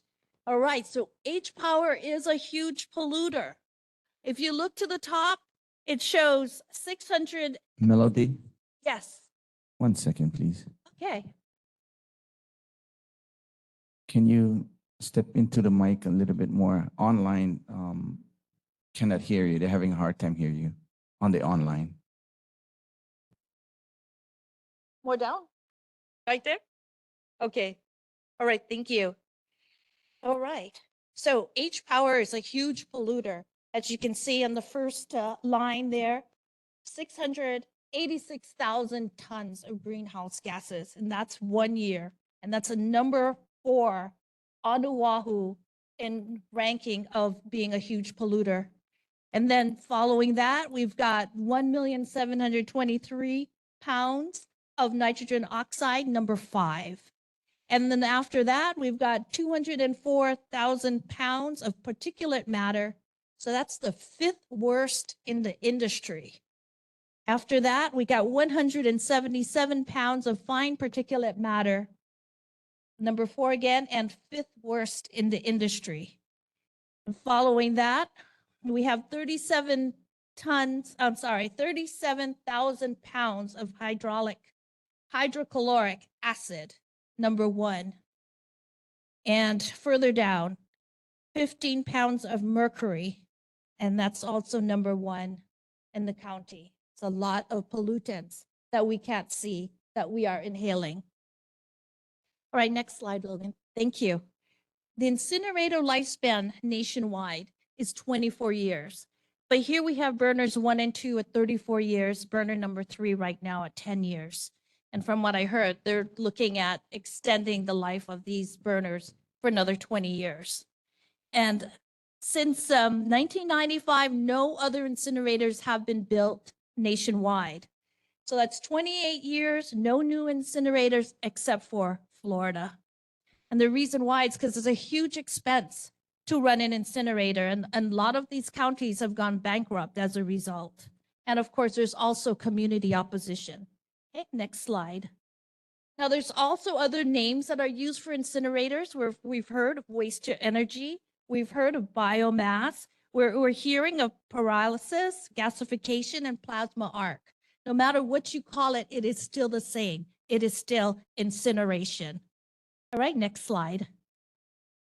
So as I mentioned earlier, incinerators are trash to toxic ash and toxic air emissions. Next slide. Our basic lessons: garbage in is garbage out. No matter what happens, it's still going to have all of its contaminants, all of its toxins, and all of its pollution. Nothing is 100%. What we have is what is invisible. When it comes to the toxic air and emissions, we're breathing it. All right, next slide. And I had mentioned before, incineration is a very expensive way to do a waste to energy, a expensive way to eliminate waste. As you can see, the blue line, this is about a 20-year-old graph. So I'm not quite sure. I mean, it's probably a lot more than it is there showing, but the blue line is the cost of tip fees when you dump at the incinerator at H Power, and the pink line is at Waimanalo Gulch. Right, next. Thank you. And I'd mentioned it is the most expensive way to create energy. On the first line on the left, that is trash incineration. Here, this is a 10-year-old graph, so it's not current, but it shows $8,000 to build the incinerator and $12,000 a year in order to maintain and upkeep it. Further down the graph, you will see wind onshore. You've got $2,000 to build it and $1,000 to upkeep it. And then further down, solar, photovoltaic, $4,000 to build and $1,000 to upkeep it. And then the last one on the right, hydroelectric, my favorite actually, that's $3,000 to build and $1,000 to upkeep. All right, next slide. So incinerator economics, it's capital intensive, as I had mentioned. It's very expensive to build and upkeep. And here we have in the city and county being the owner of H Power. However, they are on a pay, put or pay. And I think you folks may know that we have a shortage in the waste stream in order to go into H Power. There is a minimum amount, and we have not met that minimum amount. And as a result, our recyclables are being used as the waste stream into H Power.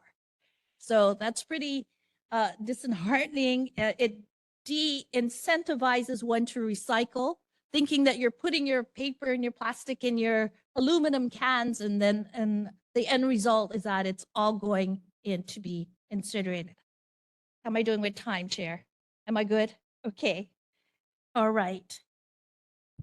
Oh, and then what I was going to say, since there's a shortfall in the amount of waste stream that goes into the incinerator, then it's going to cost the taxpayers to make up for that shortfall. And then on the other hand, the amount of kilowatts, the amount of electricity it's supposed to generate, and there's not enough of the waste stream to go in, then there's not enough electricity to go out. So again, there's a penalty that taxpayers have to pay to HECO.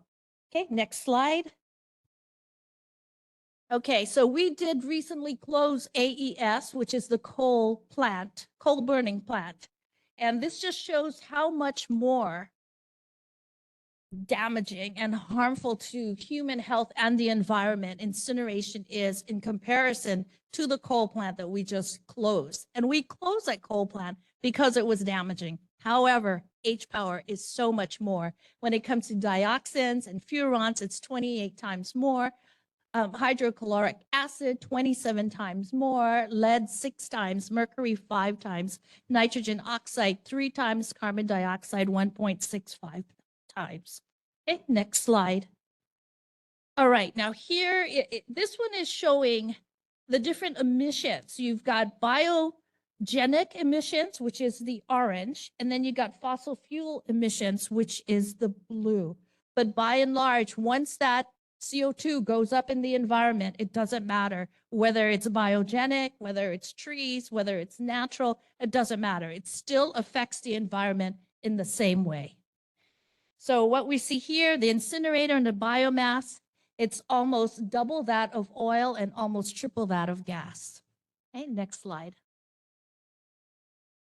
So this slide is saying that the most toxic chemicals known to science, 140 times more toxic than mercury, is the dioxins and the furans. So that causes infertility, learning disabilities, endometriosis, birth defects, sexual reproductive disorders, damage to the immune system, cancer, and more. And 93% of the dioxin exposure is from eating meat and dairy products. Next slide. So here it's showing how much picograms, which is 1/1,000,000th of a gram. That is how deadly dioxins are. That's how tiny that it causes that much poison, and it does bioaccumulate in your body. And over time, of course, it's going to shorten your life expectancy. And we have heard that in the Leeward Coast, your life expectancy has been shortened now by 10 years. Okay, so eating beef, eating dairy, eating milk, eating chicken, eating pork, eating fish, and egg. You've got dioxins because that bioaccumulates in the animals that you digest and ingest and eat. However, you also get it by inhalation.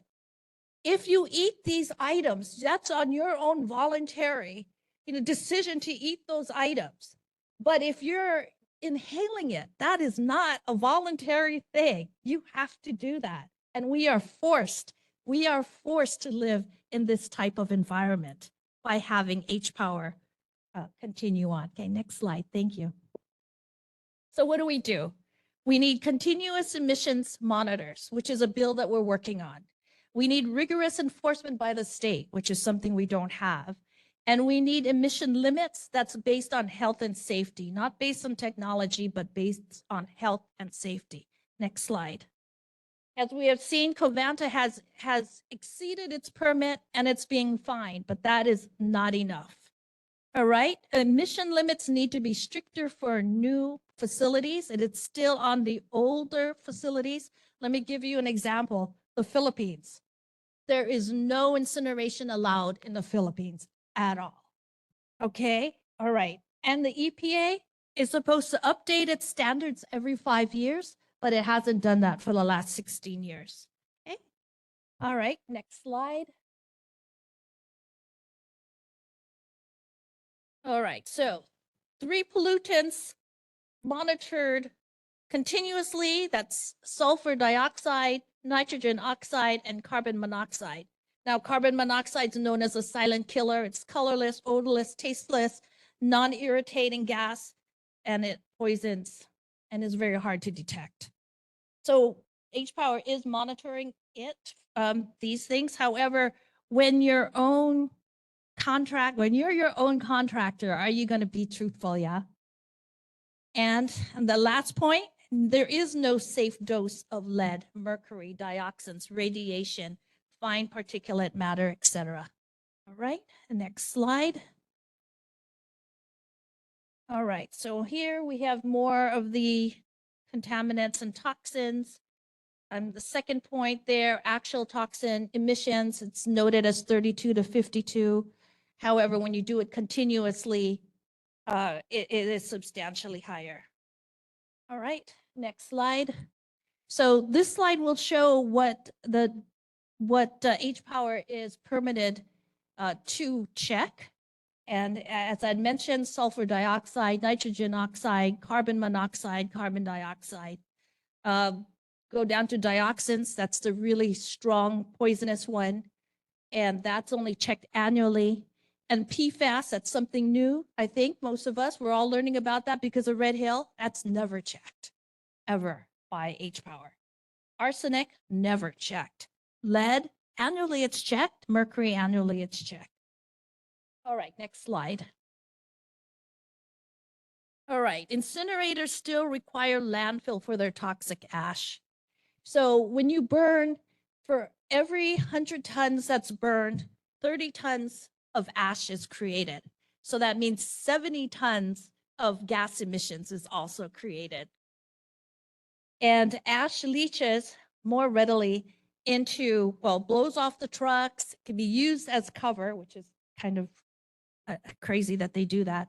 So let me give you an example here. This is a picture of coffee beans. If you have the coffee bean intact, you pour water on it, you're not going to get coffee, right? It just doesn't work that way. You grind it up, you add water, you got coffee. So in this instance, when it comes to the incinerator, you burn it, you got toxic pollution. You take that trash and you put it in landfill, of course, after you recycle what can be recycled and saved and reused and those kinds of things. But whatever's left, if you put it in the landfill, you're not going to have the same kind of toxins that's going to occur once you incinerate it.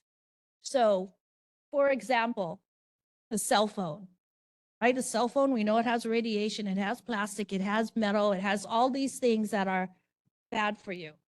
If you take your cell phone and you put it in a landfill, it's still going to take, thousands of years or whatever. I can't say, my guess, before it gets into your blood system, before it gets into your nasal and into your lungs. However, if you take that cell phone and you put it in H power, it's going to go into your lungs, into your body, into your bloodstream. So that's an example of how much more deadly and dangerous and harmful incineration is to human health as well as the environment, right? Next slide. All right, so the question is landfill versus incinerator and a smaller toxic landfill. So long as you have an incinerator, you're going to have toxic ash and it's got to go somewhere. Now, if we landfill it, then we've got risk of leaching. Those liners only last 20 years. These toxic chemicals, they can last thousands of years. All right, next slide. Okay, this is what I said. The liners only last 20 years. And how do you know if it's leaching? You can't. You can't. Because how can you check in the bottom of the landfill whether it's leaching out? It's going to reach the groundwater. It's going to reach the aquifer. Okay, next slide. And what is a landfill gas? What the methane, half CO2, halogenated compounds, mercury, sulfur compounds, and as Dr. Lyle has said, tritium, it's radioactive material, and other toxic organic compounds are found in the landfill. And next slide.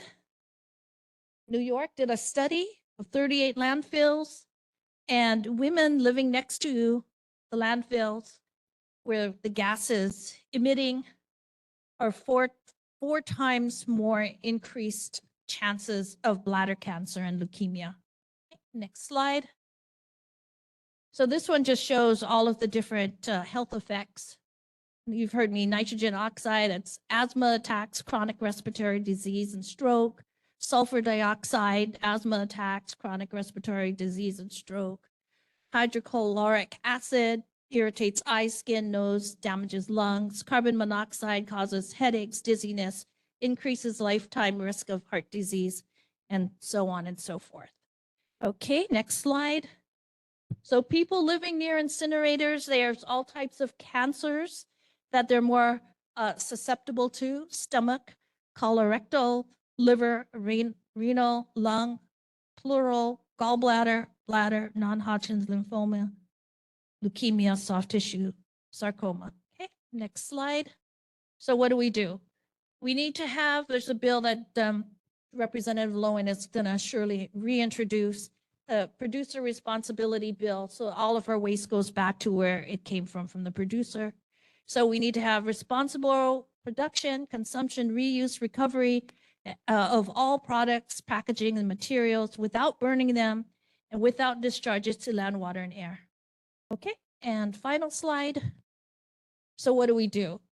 Here we go. We've got to rethink and redesign our products. We've got to reduce the products that we use, at least the packaging, reuse the products, recycle, compost, material recovery, residual management, which is some landfilling, and what is unacceptable would be the waste deregulation, waste deregulation, incineration, and waste to energy. Thank you. Was that 10 minutes? Perfect. Any questions from the Yes. board? I have Thank you. questions. We do. Go ahead, Go Tiana. ahead, Ganaban. No, Tiana, go What? first. Yeah, no, go ahead. Hi, Board Member Ganaban. Very, very informative slide. However, information on there is, I must say, obsolete in some parts, okay? I've studied gasification. I am a scientist within that part. So I understand the connections that go with PCB and the recyclable of the gases to be actually within the EPA standards. Incinerators, totally different classification. It only burns for a certain temperature and cannot break down toxic matter to natural state. Gasification systems, plasma gasifications in particular, can break it down back to natural state. that has been used on Johnson Island to destroy all the chemicals that was on that island and it actually finished it 4 years before the time it was actually granted for the contract. So I just have to clarify that. I know you're an attorney and that, you know what I mean? And I'm speaking from an opposite end. So I agree with you on your incineration, false on the gasification, because you have it up there. Gasification produces all matter back to its natural state. Incinerators cannot. The slag that is produced from gasification is non-leachable, cannot leach back into the fields. So they're smaller footprint and actually are a lot safer and can recapture the CO2s, recapture a lot of the gases that can actually come out of the system, as well as it actually can sterilize water for recyclable use. Also, it is the only method that is approved for getting rid of biohazard materials. It cannot get rid of radioactive materials, but it can get rid of biohazard materials and all other gases in that list that you have actually identified. So although I like your slides, that is how you have to stand up for gasification, because that is the only thing that no one actually talks about that can meet what is actually the problem today. Thank you. Well, so long as it's not H-Power. Yes, no, I agree. Yeah. No, H-Power is incineration, and I actually have been looking forward to shutting H-Power down. So incineration is actually obsolete. We have that on, the Navy has that on their ships, you know what I mean? And we actually, and many countries that I've been to, that's what they use, right? Burn everything. But it does not eliminate the quality of air. Yes, you actually have to suffer with the quality of the air, right? You know what I mean? When they do that. I mean, look, we're dealing with yellow sand, you know what I mean? And the yellow sand from China travels through the Korea and then travels over to the Midwest. So we all suffer from that in different ways. And so I think to support your issue here, you need to set up an independent contractor to do the air quality test around so that can actually brought up, you know, and you have stronger points to that. So I totally agree. H-Power is a obsolete, system, but we need to look at more updated systems that do work. Thank you. Okay, thank you. So actually, partially it is similar to his questions or concerns. And I guess my biggest concern would be that the information wasn't current and up to date. Given the technology and the information that we have access to today, we have things dated from 1994 in there. And then I also wanted to know, what is our direct RPS laws here in Hawaii? Because I see that on your slides, it was for the state of Maryland. So I wanted to know what updates and information are we gathering from our island and our INA, what you're presenting, where is it coming from our state? So I want to know more accurate information regarding Hawaii. Also, I guess the bottom line is, what is your agenda? What is your guys' idea of the solution to these incinerations? Because I was waiting for that to come up at the end. I thought all of this information was going to lead to, here's our idea or our solution to taking away incinerators and all, because primarily that has always been a goal, especially for our community. And then we want to bring up landfills. For landfills, especially you'll hear it more within our community right now that no more landfills in our community is number one, but why isn't every moku taking care of their own opala?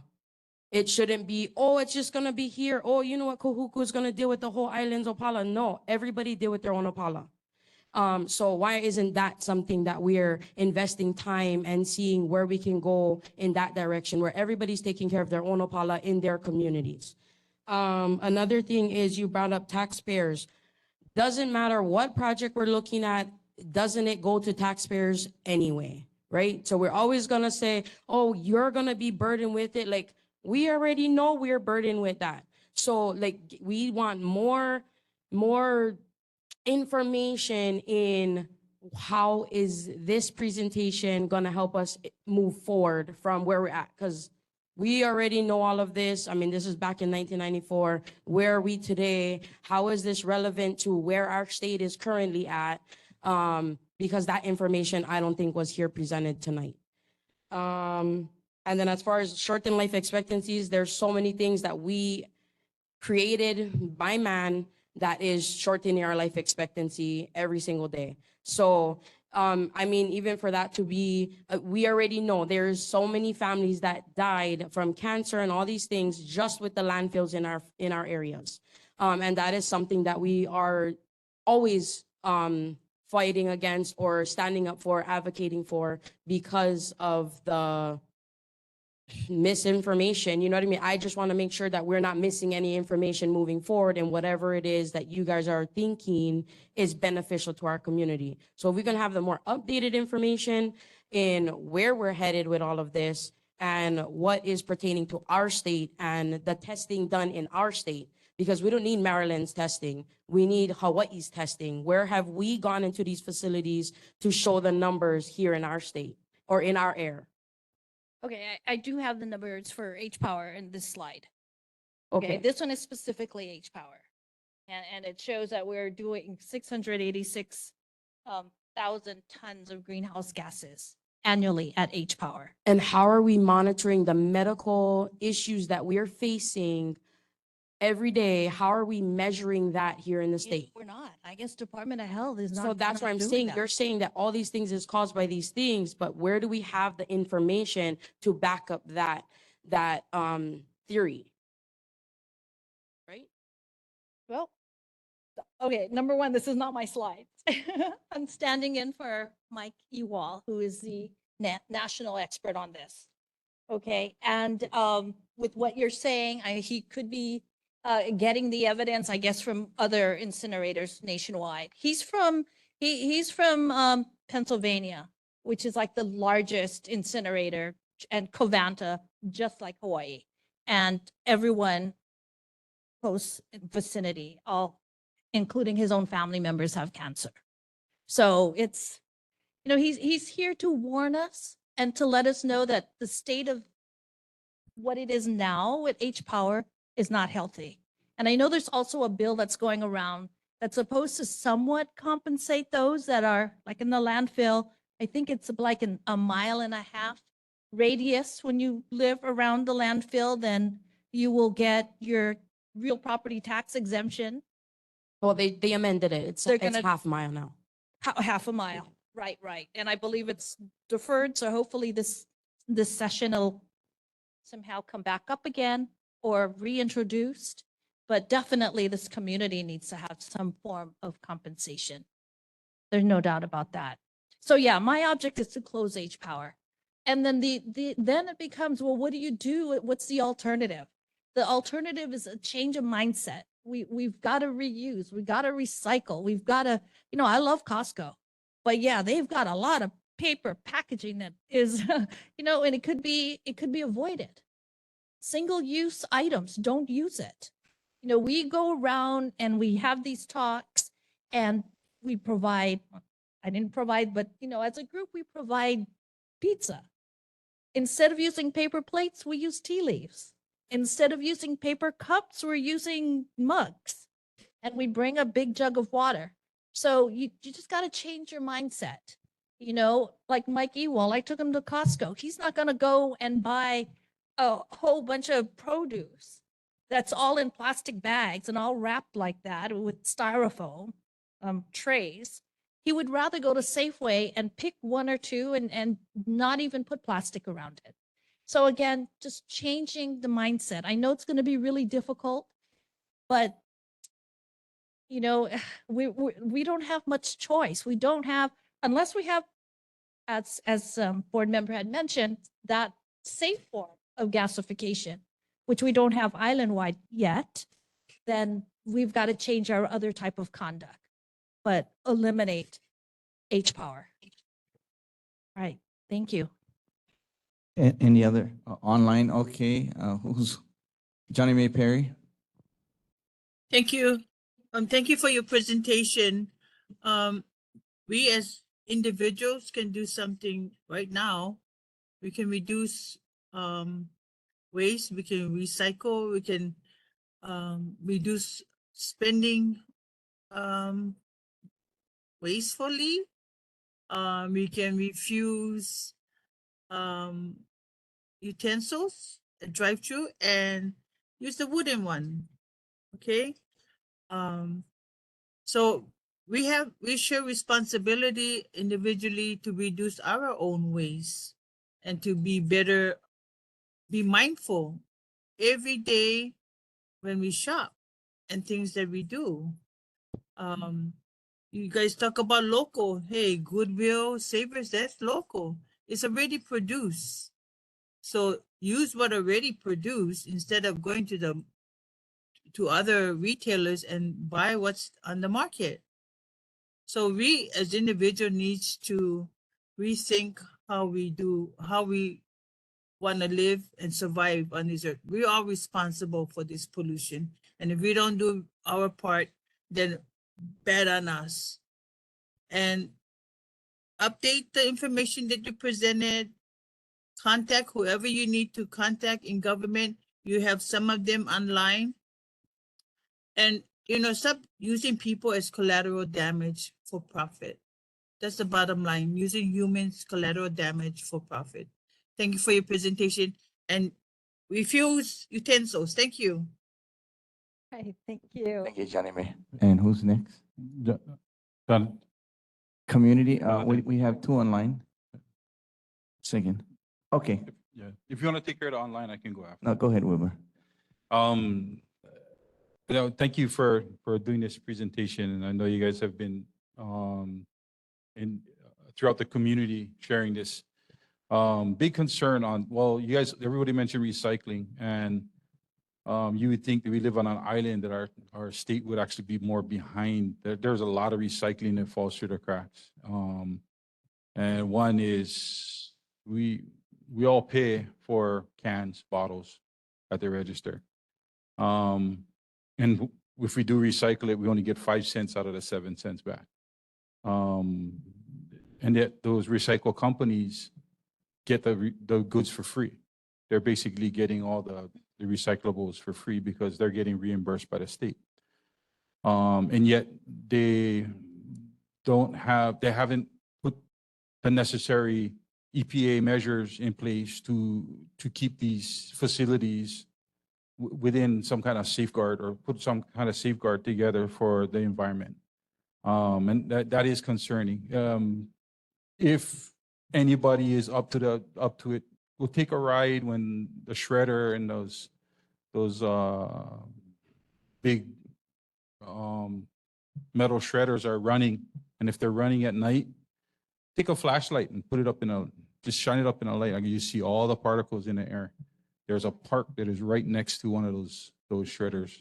There's also other commercial businesses that are in that area and stuff like that. And you'll see an orangey glow in the sky at night. It's pretty mind-boggling thinking of all these particles.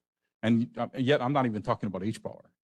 I'm just talking about other things that are in Campbell Industrial Park that is also contributing to this environmental issue that Oahu is seeing as a whole. And of course, us on the west side and the people in Kapolei are directly impacted with this.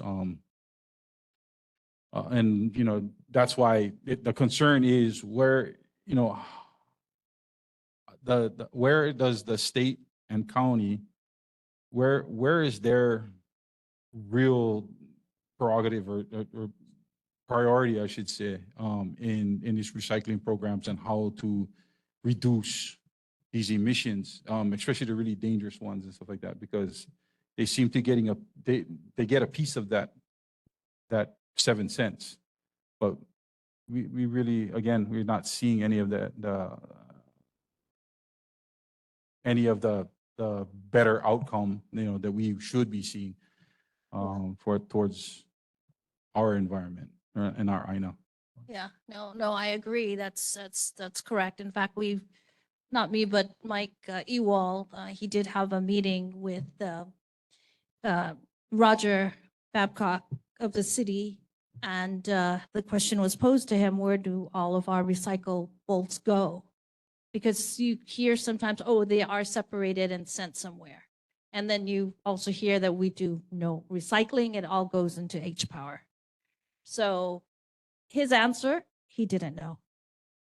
So I don't know what to say about that when you've got, government official, a director of a, yeah, waste management. A big puzzle there, yeah. Yes, yes, yes, big puzzle. But I do want to say one thing, PVT, Nanakuli, I've driven by there and the ash is just mountains full of H Powers ash uncovered. And, that is highly toxic. And then you've got also Waimanalo Gulch, they're using the ash as cover. It's supposed to be clean dirt, but that's not they're using. They're using the ash. So wrong way of using it. The environmental protections are not there. Right. Thank you. Any other board members? Lanford? Richard? Thank you for your presentation. And you talk about the mindset of how we use our utilities and stuff as far as knives and forks and stuff like that we throw away. In the old days, as I remember, the wives or the mothers used to use diapers that you had to wash and clean and hang and dry and stuff like that. But our generation has changed where, everybody use disposables now. So I think the last baby shower I was at, I think I saw like at least 100 to 200 bundles of baby diapers that was given to the mother to be, So, for us to stay here and listen to there's going to be change back to the old style. I don't think that's going to happen. In the old days on our farm that we have, we were able to every day burn our leaves and our cardboard stuffs and opala that we needed to just incinerate. And of course, there was a lot of smoke and fire and everything else, but I thought it was safe burning, So I guess my question to you is, with all these violations that's happening at the H Power facility, how much penalties are they getting charged for, or what is the penalties that's being levied against them, if any? And secondly, I guess most importantly is by you coming to our board here, especially being an extension of the company that's in violation, what is this particular organization want us as the board to do so we can put our shoulder to the wheel, or try to figure out what do you guys expect us to do, because we're an extension from the powers that be. So if you can I guess elaborate, give us some kind of guidelines of what we want to do. I mean, yeah, we can, go after them, and of course, probably it might not work, but, with all of these violations, is there a specific avenue that you want us to take? And that's my question. Okay, Thanks. well, initially, we will submit to this board a resolution that will favor the closure of H Power. And then also, we are introducing a bill that would call for continuous monitoring of all of these toxic emissions, because they're not doing enough. And like I said, like PFAS, for example, is not even monitored at all. And that one, like dioxin, bioaccumulates and can only leave the human body from a female, can go from mother to fetus, and from breast milk. As for a male, there's no way it stays with the male, bioaccumulates. So that was one of the things, I guess, what Dr. Lyle is also saying with the fish. It's the poison bioaccumulates in the fish. And I also want to say that China has banned any imports Russia. So I think the US has to do that as well. We need to boycott any, imports from Japan, the seafood. Okay, real quick, we have Susan. Okay. Go ahead, Susan. Hi, first of all, Melanie, great presentation. Thank you so very much. I believe Zero Waste Oahu did some monitoring of H Power, so they may have some of the figures that someone was asking about. And also, I would love for you to come to talk to my church because a group of us are going to Tour de Trash, and I know H Power is going to be given their own presentation. And as I understand it, they tell everybody how wonderful they are, and they don't mention all of these facts about how toxic what's coming out of their stacks is, and that we are now burning what we think were recyclables, right? And Hawaii only recycles, if you look at the bottom, it's got to be a 1 or a 2. That's it. The rest of it gets burned. And so there's so much misinformation out there that I really appreciate presentations like this because they give us the information we need to make different choices at the grocery store, right? And the other thing is, yeah, I get, oh my goodness, my laundry detergent, dishwasher detergent from Keep It Simple down the street. I would get these reusable glass bottles, same with my shampoo, my conditioner. And so, yeah, there are things that we as consumers can do. So I think it's not just for the government, although the government has a big role and they need to monitor, I agree with you, monitor the air quality and really get a good grip on this, but we as individuals can do it too. And also I was very disturbed, someone, I don't want to hear, I don't like to hear people normalizing, oh, that's bad for us. That'll give us a shorter lifespan, a shorter life expectation. That causes cancer. This causes cancer.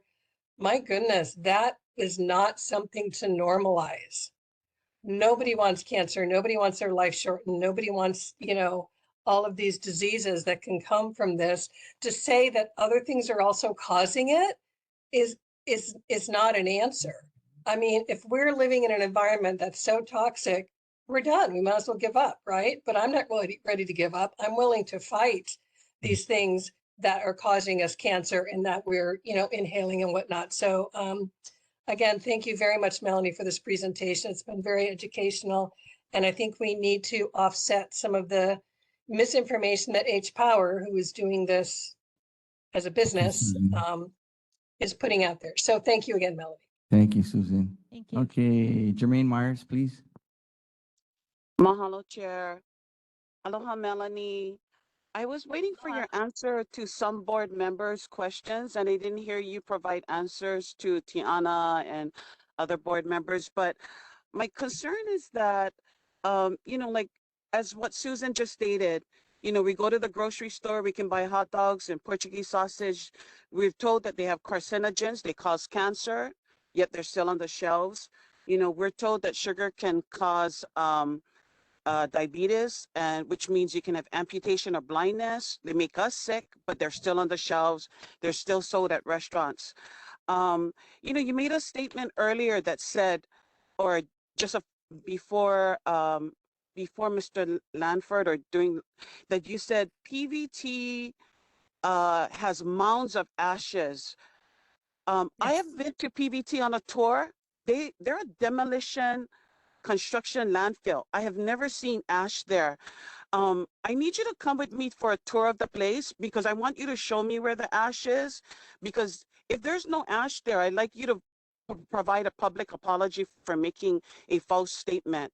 But if they have been receiving ash from the ash, then you made your point. But where is the mounds of ash that you've seen that I've never seen when I've done a tour of PVT? It's Can you along the answer that? roadside. Yeah, it's along the roadside. It's quite substantial, actually, when I saw Oh, it. so is it coming from the quarry or is it coming from PVT landfill? It's coming from H Power and being deposited at PVT. It's not By whom? PVT. H Power. H Power is taking their ash and dumping it at PVT? Yes, that's my understanding. Okay. I'll look for your phone number and I'll get in touch with you because I want to see that a demolition landfill and not just Waimanalo Gulch. Did you know that there's mounds of ash at Waimanalo Gulch? And I didn't hear Oh, you yeah. say anything about Yeah. that. Definitely.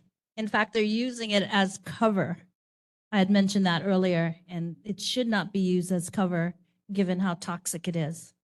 It should Well, be clean so dirt shouldn't as there cover. be a half a mile or 1 mile radius around that those people also get compensated for their ill health? Definitely. Oh, yeah, definitely.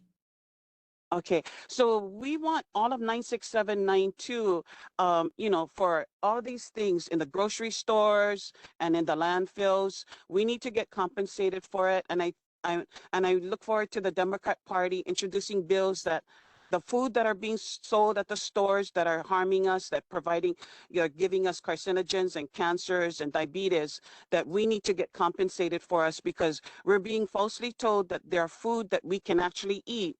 But then when we consume them, we get cancer, we get diabetes. So I'm looking forward to the Democrat Party assisting us in getting compensated by the legislature, etc., by the city council, so that we can get compensated as communities for giving us a false sense of security. Mahalo. Thank you, Jermaine. Okay, Lena, please. Hi, aloha, you guys. Aloha. Aloha. I just wanted to ask the board if any one of you guys would take the lead in maybe writing a bill or resolution to put more testing into the air and not necessarily what the Department of Health requires. Maybe there's a list that we can get our own specialists to come in and suggest what that type of testing should be and introduce a bill or resolution on the city side and the state side. So that's question is to the board. Okay, board member, Crab.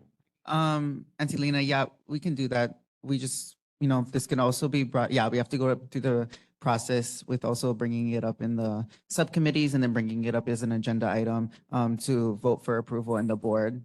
But also we can just bring these issues up to our policymakers in general, and they can also create laws and resolutions for those things as well. Thank you. Yeah. So you guys are in a really good situation right now, I feel, as neighborhood board, in introducing these type of bills to help our community move forward. And wherever the landfill goes next, to make sure that they're inheriting something better than what we get. So mahalo, you guys. Thank you, Lena. Cassandra, who had her hand up. Cassandra, go ahead. Yes, hello. Thank you. I was just wondering, so I'm trying to understand. So your presentation is to bring awareness to us about the toxins that is in our environment, correct? From H Power, that's correct. As From well H as, Power, okay. And then you bring well up, as Waimanalo Gulch and PVT, but right, mainly H. they're putting it in PVT and Waimanalo Gulch, right? Correct. So there's currently a bill 39 that's been postponed and up for discussion, or we're working on it, right? So is your organization willing to work with us as community members to kind of make a bill or help the bill ahead in order to compensate the entire 96792? Yes, definitely. Okay, I look forward to working with you. Okay, thank you. Thank you. Thank you very much. I know we took a very long time, but these are very important presentations today. And Melody, thank you for taking your time coming out here and sharing your concerns with the community at the same time. Thank you. Any other board members? Okay, thank you very much. I can go back to Kahalu. You can go back to Kahalu. All right, all right. Be safe you. out there. Drive safe. Thank you. Okay, we're going to move right along to accomplishments of the Waianae Coast Neighborhood Board, number 24. Before I go there, I'd like to share some information from Anson Rigo. He said, thank you for putting the annual Waianae Coast Community Christmas Parade and Ho'olaulea set this year for Saturday, December 9th, 2023. That's Saturday, December 9th, 2023. They're going to begin at 10 a.m. from the Waianae Boat Harbor and ending at the Waianae Mall in Waianae Neighborhood Board 24. Actually, they're going to be ending at Waianae Mall. Also, if anyone has any extra concerns or wanted to speak to someone, please contact Anson Rego. And his phone number, I believe, is 808-696-7061. And I wanted to cover some things real quick. The Waianae Board, from our perspective, we were called by Star Bulletin to talk about the Maui issue, and that came out in the Sunday paper, and which is here if any one of you want to see it. Then I got a second call to go on the news for the Waianae Boat Harbor shooting, and we were able to say that the community needs help. It's going to take a community. Basically, it is going to take the community because Officer Pagan said that he's short of personnel. And so we're trying to work collaboratively on that issue. Then we got a second call 2 days later from Christine Tamashiro, I believe, interviewing me at the Waianae Board at the police station there. And we talked about opening up the police station and making it appropriate, getting it up to speed so they can help with all the issues that's going on in this community, which is very important. And I say this because about 2 meetings ago, we brought up to, or 2, maybe 3 meetings ago, we brought up to deputize the Waianae Board, not knowing where it was going to take us to and what it was going to lead us into. And it's leading us into this big area of all the community concerns. I say this with confidence. I say this because if there's shorter personnel, who's going to help us and who's going to take care of it? Well, I did receive a letter after going to the police commissions twice. The first time I did an oral testimony. The second time I did a written testimony. And it was actually, it actually raised eyebrows in that meeting. And they said, we're going to hand this over to the chief because right now the Honolulu Police Commission doesn't have jurisdiction over what we're trying to do, which is great. And so I did receive a letter, and this is the latest letter. It said, this came from the police chief himself, Arthur Logan. It says, Dear Mr. Ho'omanaunui, this is in response to your letter to the Honolulu Police Commission regarding your willingness to assist the Honolulu Police Department and other city and state agencies by becoming a deputized enforcement officer. Together with a group of volunteer officers, you have offered to handle issues such as noise complaints and feral animals. While we appreciate your enthusiasm, we are not able to grant your request at this time. I understand that Corporal Roland Pagan of District 8, Eva Kapolei Waianae, contacted you and discussed your options of joining the Neighborhood Security Watch or Citizens Patrol in your area. Members come together to develop effective measures for the prevention, deterrence, and reduction of crimes in the community. Corporal Pagan can get you started with an existing group or start one in your neighborhood, and he can be reached at his number. If you are interested in becoming a reserve police officer, you may call our Human Resources Division's Career Center and the number and information. With that said, this is what we've done. Without us knowing collaboratively, City Council pushing, House Representatives pushing, Senators are pushing, and because our board is prevented almost by the Sunshine Law. The Sunshine Law prevents us from getting together because not only that we have a lot of busy schedules, but we are very busy because we had designed committees. I believe we have 9 or 10 committees that is right now tackling everything on the ground. Very successful. I seen the minutes come from the parks. I did believe I did see a minutes or something come from DPP, and transportation also was led by Tiana. What an outstanding job. I just want all of you to give the board, the Waianae board, a congratulations by clapping your hands for us. Please. We're moving. We're moving in a direction. We're taking it by the horn. That's what we're doing right here. We are working so hard. I can tell you this. Right now, we got something going on with a task force to stop gun violence. And before I put that out on the floor, I want the senior leadership with all our representatives at the table when we sit down to meet so we can see eye to eye and talk and discuss the issues that's going on in the Waianae area. Basically, that's all I have to say. We have came a long way. Since 3 to 4 boards ago, we made a great leap to progress, and that's what we're doing now. Besides that, I just want to thank all of you scientists that came in tonight sharing the information. This is what the community needs. Once we get back let me get back to this police station now. I heard from Christy Tamashiro that she spoke with Andrea Tupola and the funding is going or has been approved by the council. Is that correct? We got the funding for the police station since 2016, if I recall correctly, 2016 to now, that's a lot of time that has passed. So now you look at that station is going to be open, hopefully, real soon so we can tackle the issues that we're tackling right now.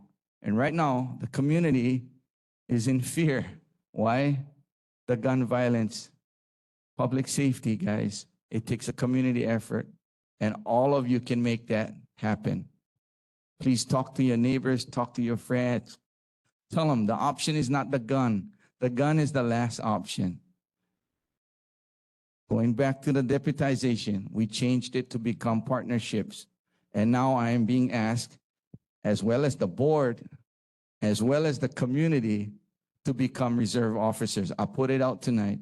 If any one of you that serve your community as a police officer, sheriff, DLNR, if you want to join the reserve, write a letter to Chief Logan, and then he have a response for you. It's real simple. Write a letter to him. You already passed the background check, but they're going to check it again. Everybody knows that. You go to a security background check so you can carry the tools that you need to tackle what's going on in the community. That's all I have to say. I just want to thank the Waianae board for accomplishing that. We're going to move right along, right into elected officials. U.S. Representative Jill Tokuda, are you there? Yes, this is Telesia Posese, just representing for her. Okay, you have anything to say? We're going to move right along. If not, Yes, just a few announcements from our office, but thank you, Chair and board members. So first off, we have a satellite office hour in Waianae on October 28th from 1 to 3 p.m. We'll be at Waianae Public Library. So this differs from town halls because it gives an opportunity for our constituents out in Waianae to talk to our experienced caseworkers about different issues on the federal level, such as passport, IRS, immigration, veterans benefits, social security benefits, and any other concerns. Also, our military nomination deadline is coming up for our office on October 16th. Our office sent out letters to all of the second district schools, so we are hoping to make sure that everyone knows that the deadline is October 16th. Similarly, the Congressional App Challenge for our office is we are hosting has a deadline coming up on November 1st. We also sent letters out to the schools for that as well. But those are the most immediate announcements. Thank you. ma'am, the October 16th, you talked about, was it nominations? Yes, Military Academy nomination. Military Academy. Go ahead, board members.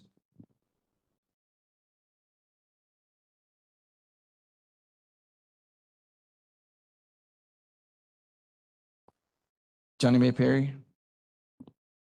Thank you for attending tonight's meeting. As you heard previously in the presentation, what are you going to take back to the Congresswoman?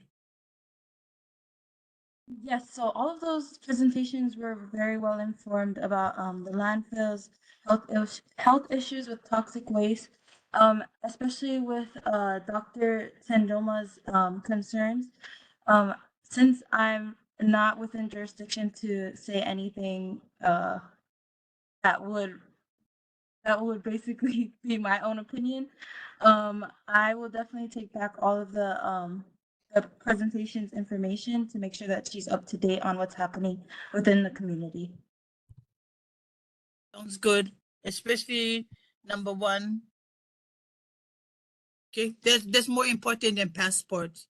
I mean, how many of us go to foreign countries? Thank you. Thank you. Thank you, Johnny May. Any other board member? Okay, community? Aloha. Aloha. I'm Austin Salcedo. I just want to put it on a record that possibly Congresswoman Jill Takuda can have a joint meeting with regarding the use of our housing urban development grants. There's a broken system here. So I'm going to reach out to our Senator Miley Shimabukuro, Cedric Gates, and sitting in our councilwoman as well, because it's impacting what the state is doing is impacting our city, and it's impacting our law enforcement as well, because we have a shortfall because of I want to sit down meeting with you folks as a community member and discuss the matter because of Senate Resolution 30 and Act 26 that's impacting our community, because we have our judicial system, our prisons, and our circuit courts is bringing in felons back into the community again. It's impacting us when we have a shortfall that's impacting our city. So I'd like a sit-down meeting with your folks' office to examine Maida Shimabukuro and Cedric Gates, our representative. I want this place on the record and get back to our neighborhood board chairs to get back to me. My name is Austin Salcedo, and I want this meeting to be sit down soon, ASAP. That's all I have. Appreciate that. Thank you, Austin. Okay, moving right along. Honolulu Council Member Andrea Tupola.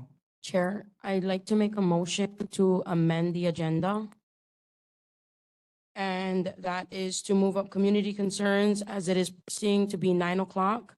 I would like to I respect and I appreciate every one of our elected officials and everybody that traveled out here, but our community is also here for their concerns, and we are here to serve our community. So if we can allow that opportunity, so I make a motion to amend the agenda and move community concerns before council member speaks, and hopefully we can get through it all the way till 9:15. So from community concerns, then move right along. There's a motion that is first and seconded. Seconded by Crab. Motion made by Tiana.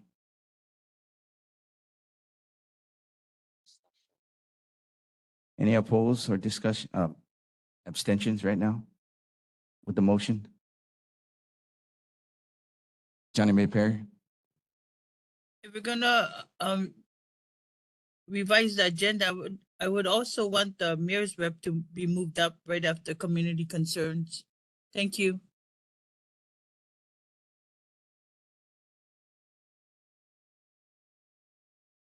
All right, you want to take this by name or you? Okay, any opposed? Any abstentions on the board? There's a motion on the floor to amend the agenda. Okay. No opposed? Okay, the motion has been moved that we move community currents up in front of the elected officials. Okay, community concerns.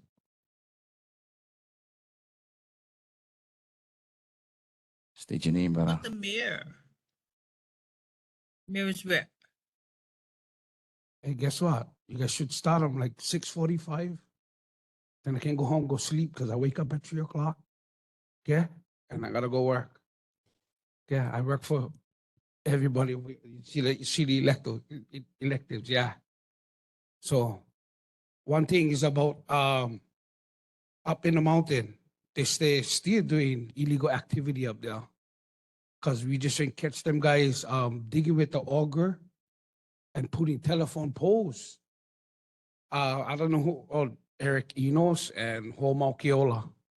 There's no archaeologists on site and then don't have no grading license.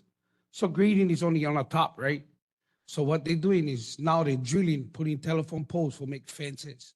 That's what I think so they're doing, the barbed wire fence now. So I caught them because the hunters, they tell me, hey, I see something, boom, bang, or after work, I stay shooting them up there and I catch them. But they guys put their great haul on the road, climb on the hill, and then they start drilling. And they're putting telephone poles. So they don't want grading license and they're disturbing the earth. They're not archaeologists, they're not certified. And Eric Enos, he's supposed to oversee all of this. Okay, even down the road by Angel's Junkyard, another place where was part of the ranch. One, they sold them. One, what they call that, realtor went sell them, but had walls over there. But then those are everything. And then I still see the wall, but then those are everything around them. And that's what I seen. I mean, the game warden is not doing their job, or the DLNR is not doing their job, because if I can see it, how come they cannot see them? Because I can see them because I always go in the mountain. That's what I do. On my day off, Saturday, I take in a fire break. Sunday, I walk my dogs and my friends, we go walk and we gather, you know what I'm saying? So that's what keep me sane. But that thing making me more wild when I go up there and they're doing illegal operations and grading on top of the ranch. Up, Mahalo. yeah. Can we definitely connect offline? That was 2 minutes. Okay. Can, I guess something for say to my hold on, Angelina, hold on real quick. Sorry, we cannot actually have, it's not open for discussion. We take in community concerns and then we'll either put it on the next agenda or direct it to the But next. the state said they never even give them non grading license. They already make one road over there, asphalt road. Yeah. So you know what I'm saying? Asphalt road up there. They never give them permission, the state. Yeah. Okay, they never get no permission for make that asphalt road up next to Punanaula stream. They made it right next to one stream. Aloha. Thank you, Uncle Mike. Eli, that's a state one, yeah, that's a state one. So I believe the state representative is online listening, so hopefully we get that done for you, yeah. Manako? Yeah, wait a minute. So Jonathan, you know, as I brought up with you last month about that facility, I noticed it wasn't brought up. Is there any progress on that facility, or is it was it approved, unapproved yet? Because I don't see it here on any of the presentations. We're talking about the shelter? That shelter, yeah. The shelter, yeah. Hang on. Board members, anybody dealing with the homeless committee or shelter committee? Conscribe, can you answer the question for? What is your specific question, Uncle Monaco? Oh, sorry, we can have discussion, Uncle Monaco. We're Yeah. gonna connect offline then. I'll go talk to you after then. You can ask clarifying questions. Never mind. I can ask you a clarifying question. What is your There's a specific proposal question? for a shelter, a mental shelter here in Makaha.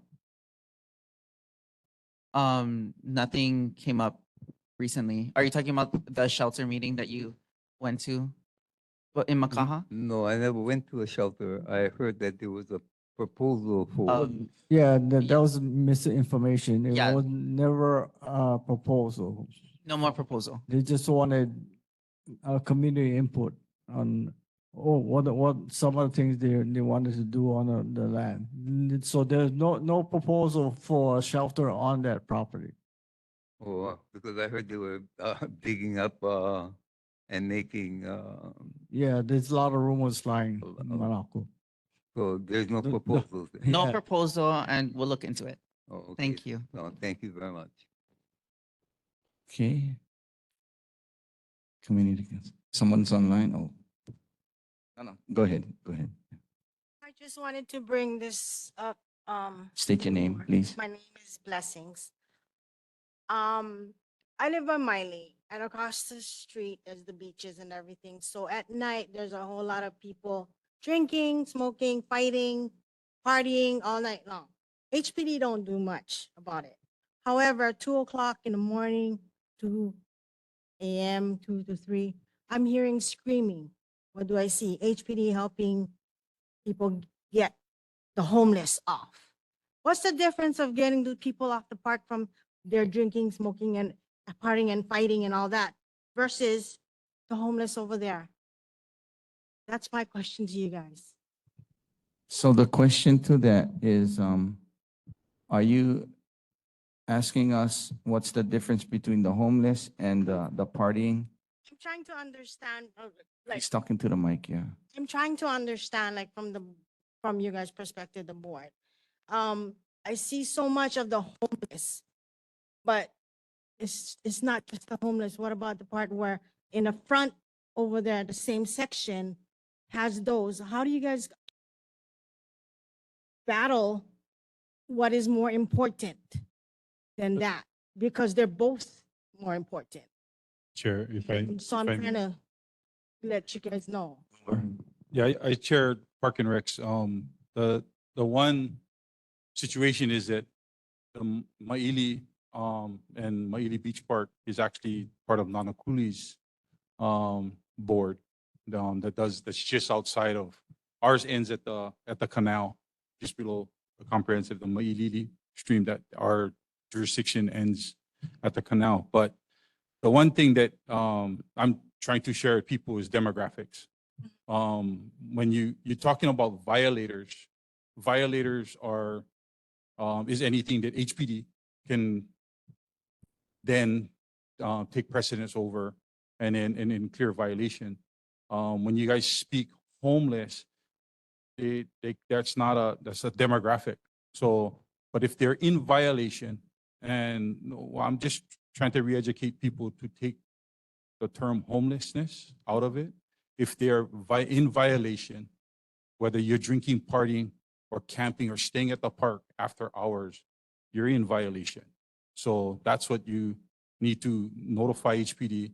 And Officer Pagan shared earlier, it does take the community to notify them and let them know these things. So but Maili, yeah, that's sorry, that is a non-activity. Trying to understand it from a perspective of Mhm. as a member of the community. Yeah. But at the same time, I'm trying to flag you guys to bring in the humanity. Because in both section, no matter what jurisdiction, it still comes down to us and humanity. You know, so Yes, thank you, thank you. Thank you, ma'am. Don Travis, Committee for Public and Safety. Blessings in regards to your question in regards to that, so like Mr. Wilbur brought up, it's a violation. So in all honesty, as community members, for any of you folks in here, at 10 p.m., start blowing up 911. All parks are closed at 10 p.m. All of them. So it is a short of manpower here in the District 8 area. But what I'm saying is they will make their time to go out there as soon as they take care of their priority cases. Even if it's a houseless issue or community members drinking at the park. 10 o'clock, parks are closed. That's what the enforcement is about. State parks, Auntie, is 8 o'clock. So state parks, Yokohama Bay and whatnot, that's 8 o'clock. City county parks are 10 o'clock. Okay? Thank you, John. Lena? Yeah, back to Punana Ula. I'm Tiana, I brought up Homaukiola to you before, And I'm not sure if like how much you looked into what was happening up there, but it is a very, very, very big concern now that um, Mike Eli is coming and sharing what he's seeing up there, because there is archaeological sites up there that the people who is occupying that space don't care. I have had my own conversations with them, brought up my concerns, and basically, I can even give you guys the guy's name who basically straight up told me he doesn't care what the community says. I was told that he is minding rocks, selling them, and backfilling it with construction waste. And I've said this before, and now this guy has his hands, True Homaukiola, and the board president and the board vice president have their hands in that 25 acres of Punanaula to do what they feel they need to do to bring back a ranch. And that guy who has the horses there, he already was fined by the Humane Society for how he takes care of his horses. So somebody on your guys' committee, I don't know who it is, needs to go really check that out because that's a big concern. Mahalo. Thank you, Lena. Community? Aloha, my name is Raquel Araki, and my concern is with our Monka'ala watershed. A lot of it is being diverted, but our gated community right above us is using a lot of that ag water and water for our community to water their lawns, the golf courses, and their swimming pools. So the situation that happened in Maui, it looks a lot like how Waianae is right now, a tinderbox, and we have one way in, one way out. So we're setting ourselves up for for disasters like that. And what is the steps that we're taking to rectify that? Thank you. Board members? Johnny May? Hang on, Uncle. Johnny May? Thank you. Since our elected officials may not come up to the mic or speak, I want them to start making legislation to with the have the Department of Health or whatever other agency that now knowing that Japan is releasing the toxic waste to start monitoring the Hawaiian Islands, like doing like an EA, but the next one up to monitor what it is 2023 and along the way the changes of the marine life and the environment. That's on the federal level and the state level to start monitoring our Pacific Ocean of all this harm that eventually will appear in a food supply, if not in future health. Thank you. Thank you, Johnny May.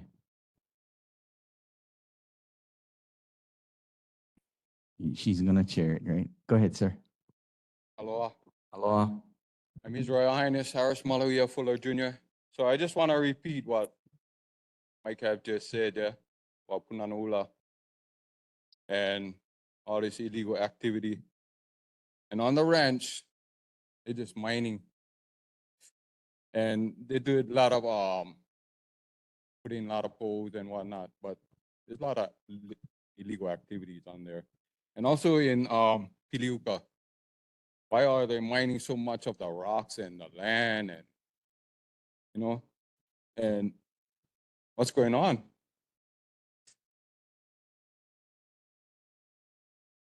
So who is monitoring all this, what's going on? Because this is not right. Like I just gave you guys about a month ago my dossier, and I don't know if you guys didn't check them out. So like I said, this is all illegal. And the Constitution is the law. And where's the law? Where's the rule of law? Yeah? And We're just playing games over here. And all this pollution and all this dumping. You know, the United States can turn this into one dump. And not just one dump, one zoo. People don't know who they are. They really don't know who they are. They're all confused and mental, you know? So what is the solution to all this bad is going on? We cannot be coming back month after month talking about the same thing because there is no solution. So what is the solution? We as community, as a nation, we all gotta come together because it's not just one community battle. This is for our nation, the nation of Hawaii. And we're losing the battle because a lot of people is dying, not just over here in Maui too. And I just see the incompetence of the government. And where's the leadership? Mr. Fuller, I got your paperwork. I went through the whole paperwork. It's about this thick. I believe you left them here, or somebody left them here for me to read. I tried to contact you. Give me on good contact. I wanted to talk to you about that. Please, before you leave tonight, okay? Okay, and then we're going to thank you so much, sir. Appreciate that. Yeah, aloha. Nice Yeah. meeting you guys. Thank you. Okay. Community concern?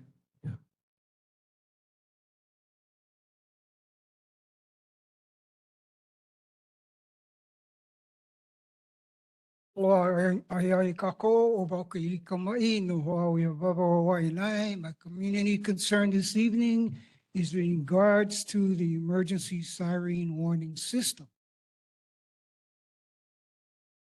Across this island, across this big state, it's all along the coast. We don't have any up in Waianae Valley.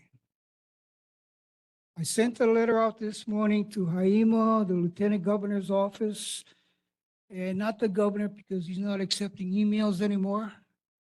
Sent one to Senator Miley, Rep. Cedric, and I missed Andrew.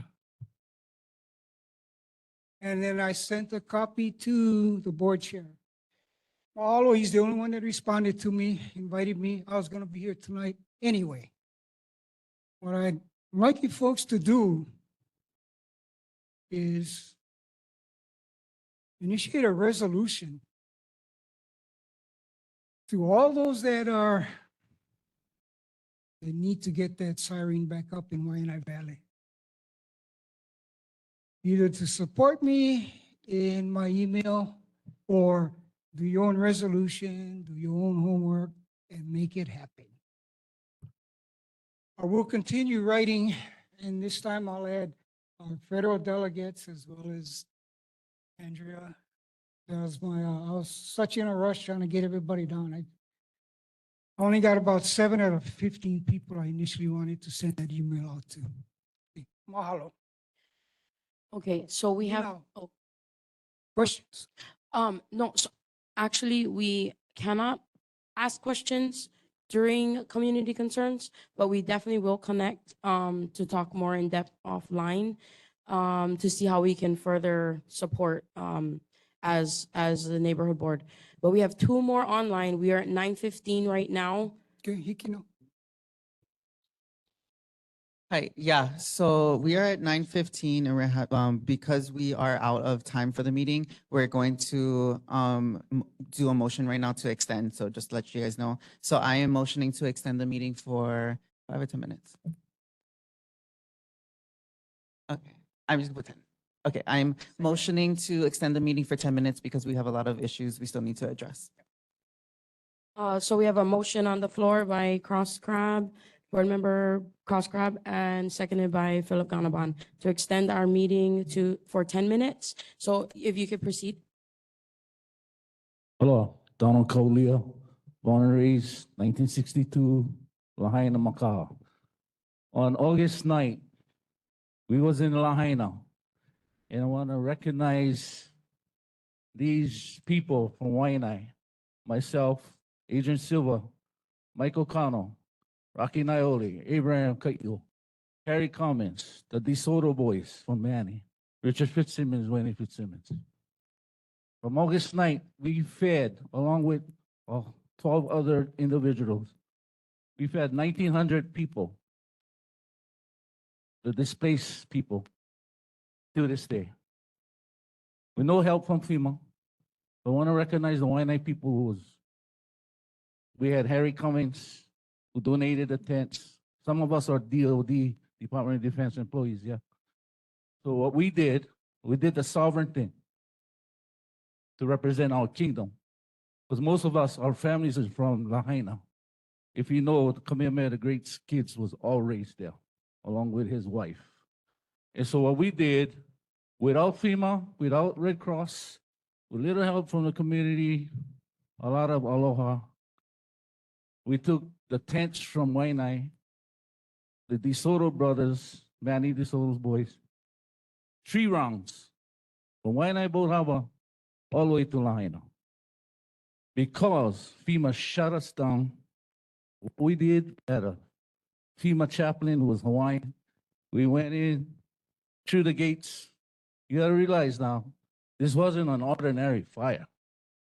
So, government shut us down, but we used FEMA chaplain to take the food in, feeding 1,900 displaced individuals now. They lost their homes. And then another 500 going beyond because all the water supply, sewage, electric was all shut down. So I'm here to recognize our Waianae people. Yes, they were involved, Lahaina. And my mom used to sit on this board, was a little bit smaller, but used to be over there at 442. So I know what it's like having meetings. This is more cordial. Back then had anti-Frenchy, the upholds, and was a lot of screaming and yelling, all because we only had 2 lanes. So I really, mahalo you guys. John, Mahalo. Jonathan. Anyway, we still need help. Sign a petition. Tell the governor to stop. It's too early to take anybody out. Yeah. Mahalo. I went to Kona because they're taking 60 senior citizens over there. And they don't know anybody in Kona. So yeah. Mahalo, you guys. Thank you so much for coming out tonight and sharing that. So we're gonna finish with Cassandra Werner on community concerns. Go ahead, Cassandra. Aloha, this is for the chair. Good evening, Jonathan. I am very disappointed in the way that this board meeting went. We weren't even able to get to number 6, community concerns. We had to ask for it to be moved up on the agenda in order for us to address our concerns. Let me go ahead and set my timer for 2 minutes because that's another thing that needs to be done. You are in control, right? You are the leader. You manage the time of the speakers. You manage the time of the community service people. I have been setting timers all night long. People have had different time opportunities. Community speakers have also had different time opportunity. And I think that you need to structure this correctly. I need to see more structure in this board. There is a lot of things, a lot of people I wanted to hear from. I wanted to hear from my representatives. And there was not enough time in this agenda for you and your board to address the things that needed to be addressed. What is happening? Please, next month's meeting, make it more time management. And for Raquel, she has been bringing up the golf course every single time. Who is addressing this? Who is in charge of addressing the golf course and the water that she is talking about? We're talking about agricultural land in our community being contaminated. Why is no one listening to us? The PVT, it is called Bill 39, everyone. We should be having discussions about this because it is in postponement and we need to come up with a bill in order to seal the deal. I hope you can hear me because I feel like you're not listening to me, Chair. This is for you. I hear you. I'm sorry. Two Please, meetings. next meeting, have more management and address the things that the community has been talking about over and over again. That is my 2 minutes. Mahalo. Thank you very much.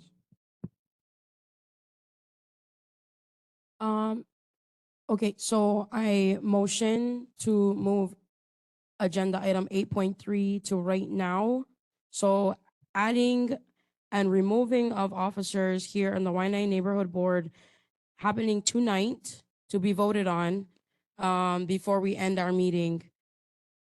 So my motion is to move agenda item 8.3 up on the agenda tonight for voting of removal of officers on our Waianae Neighborhood Board.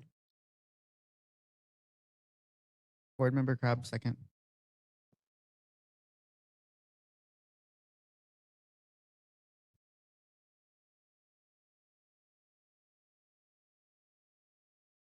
Somebody else has the motion. Since Tiana's taking over, I am making the motion. Is someone else willing to second? Kalei Wilberg has sent, seconded. Tiana Wilberg will be, taking the vote.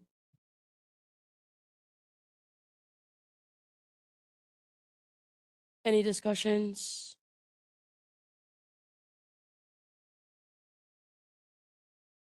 Any discussions? Anybody oppose?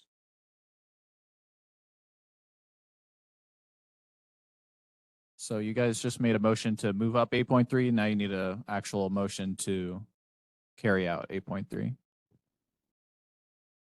I am motion to carry out 8.3 onto tonight's agenda. I'm sorry, you're making a motion to add the removal of officer to next month's meeting? No, I'm motioning to talk about it right now. That's not the agenda item. The agenda item is just for the consideration of adding it to next month's agenda. Oh, then I'm adding to the agenda to have that conversation right now. I'm sorry, could you clarify your motion? I am motioning to have the discussion of the consideration of adding the removal of officers to the Waianae Coast Neighborhood Board number 24 to tonight's agenda to be discussed right now. I'm sorry, you're motioning to discuss something for discussion? I'm sorry. I'm voting to discuss it right now. The only thing that you can motion for right now, Crab, would be to add it to next month's agenda. No. So according to Robert rules, anything can be added to the agenda as long as there's a 2/3 vote. So right now, I am motioning to add to the agenda removal of officers here at the Waianae Neighborhood Board tonight is being added to the agenda right now. Amending this agenda to add this to the agenda. My motion is put on the floor to add agenda of removal of officers to be voted on this evening on October 3rd. Second.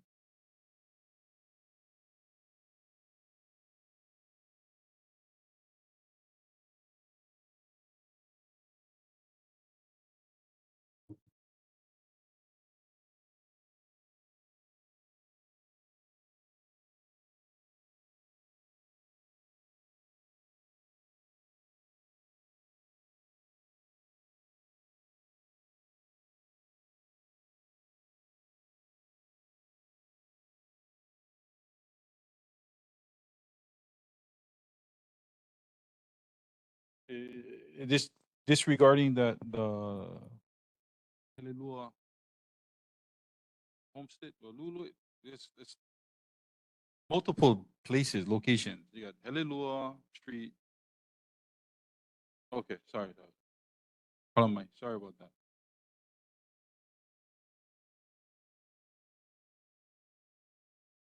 Okay, so we want to discuss this now. Okay. Sorry, if I could just jump in.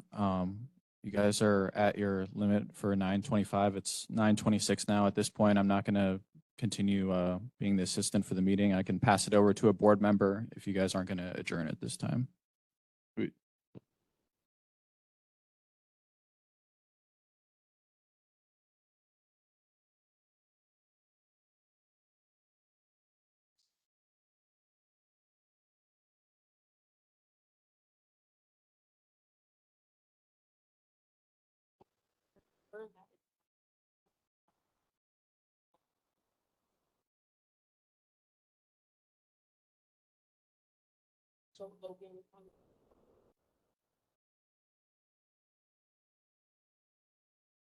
Like I said, Tiana, I need a board member to take over running the meeting because I'm not going to continue at this point. You guys are already over your extension of 10 minutes, and yeah. There is a motion on the floor and it cannot not be addressed. This happened twice last meeting and those motions was left unended. It needs to be ended here before we adjourn our meeting for it to be a complete minutes. Absolutely, you guys are more than welcome to take your own minutes, but you guys have to. Someone has to run the meeting themselves. So if you guys want to continue the motion, you guys have to decide who is going to take over running the meeting. Can take over. Okay, so we're going for the vote. So the motion is on the floor for removal of officer tonight on tonight's agenda. Is there any discussion? Just to be clear, Tiana, I'm going to end my recording and stop the WebEx portion unless a board member is going to take over from here on out. Logan, this has already created a lot of hostility within our community, and that's why it was being addressed tonight. It was requested 10 days before the meeting, which was required per the rules. I absolutely agree, but you guys are past your limit, and you guys are more than welcome to continue. But me, as a member of the NCO, I can't continue So is facilitating. anybody going to? Hang on. No, we Hang on right there. As chairman of the board, we have reached our time. We've expired our time. We extended the meeting. I need a motion to adjourn this meeting.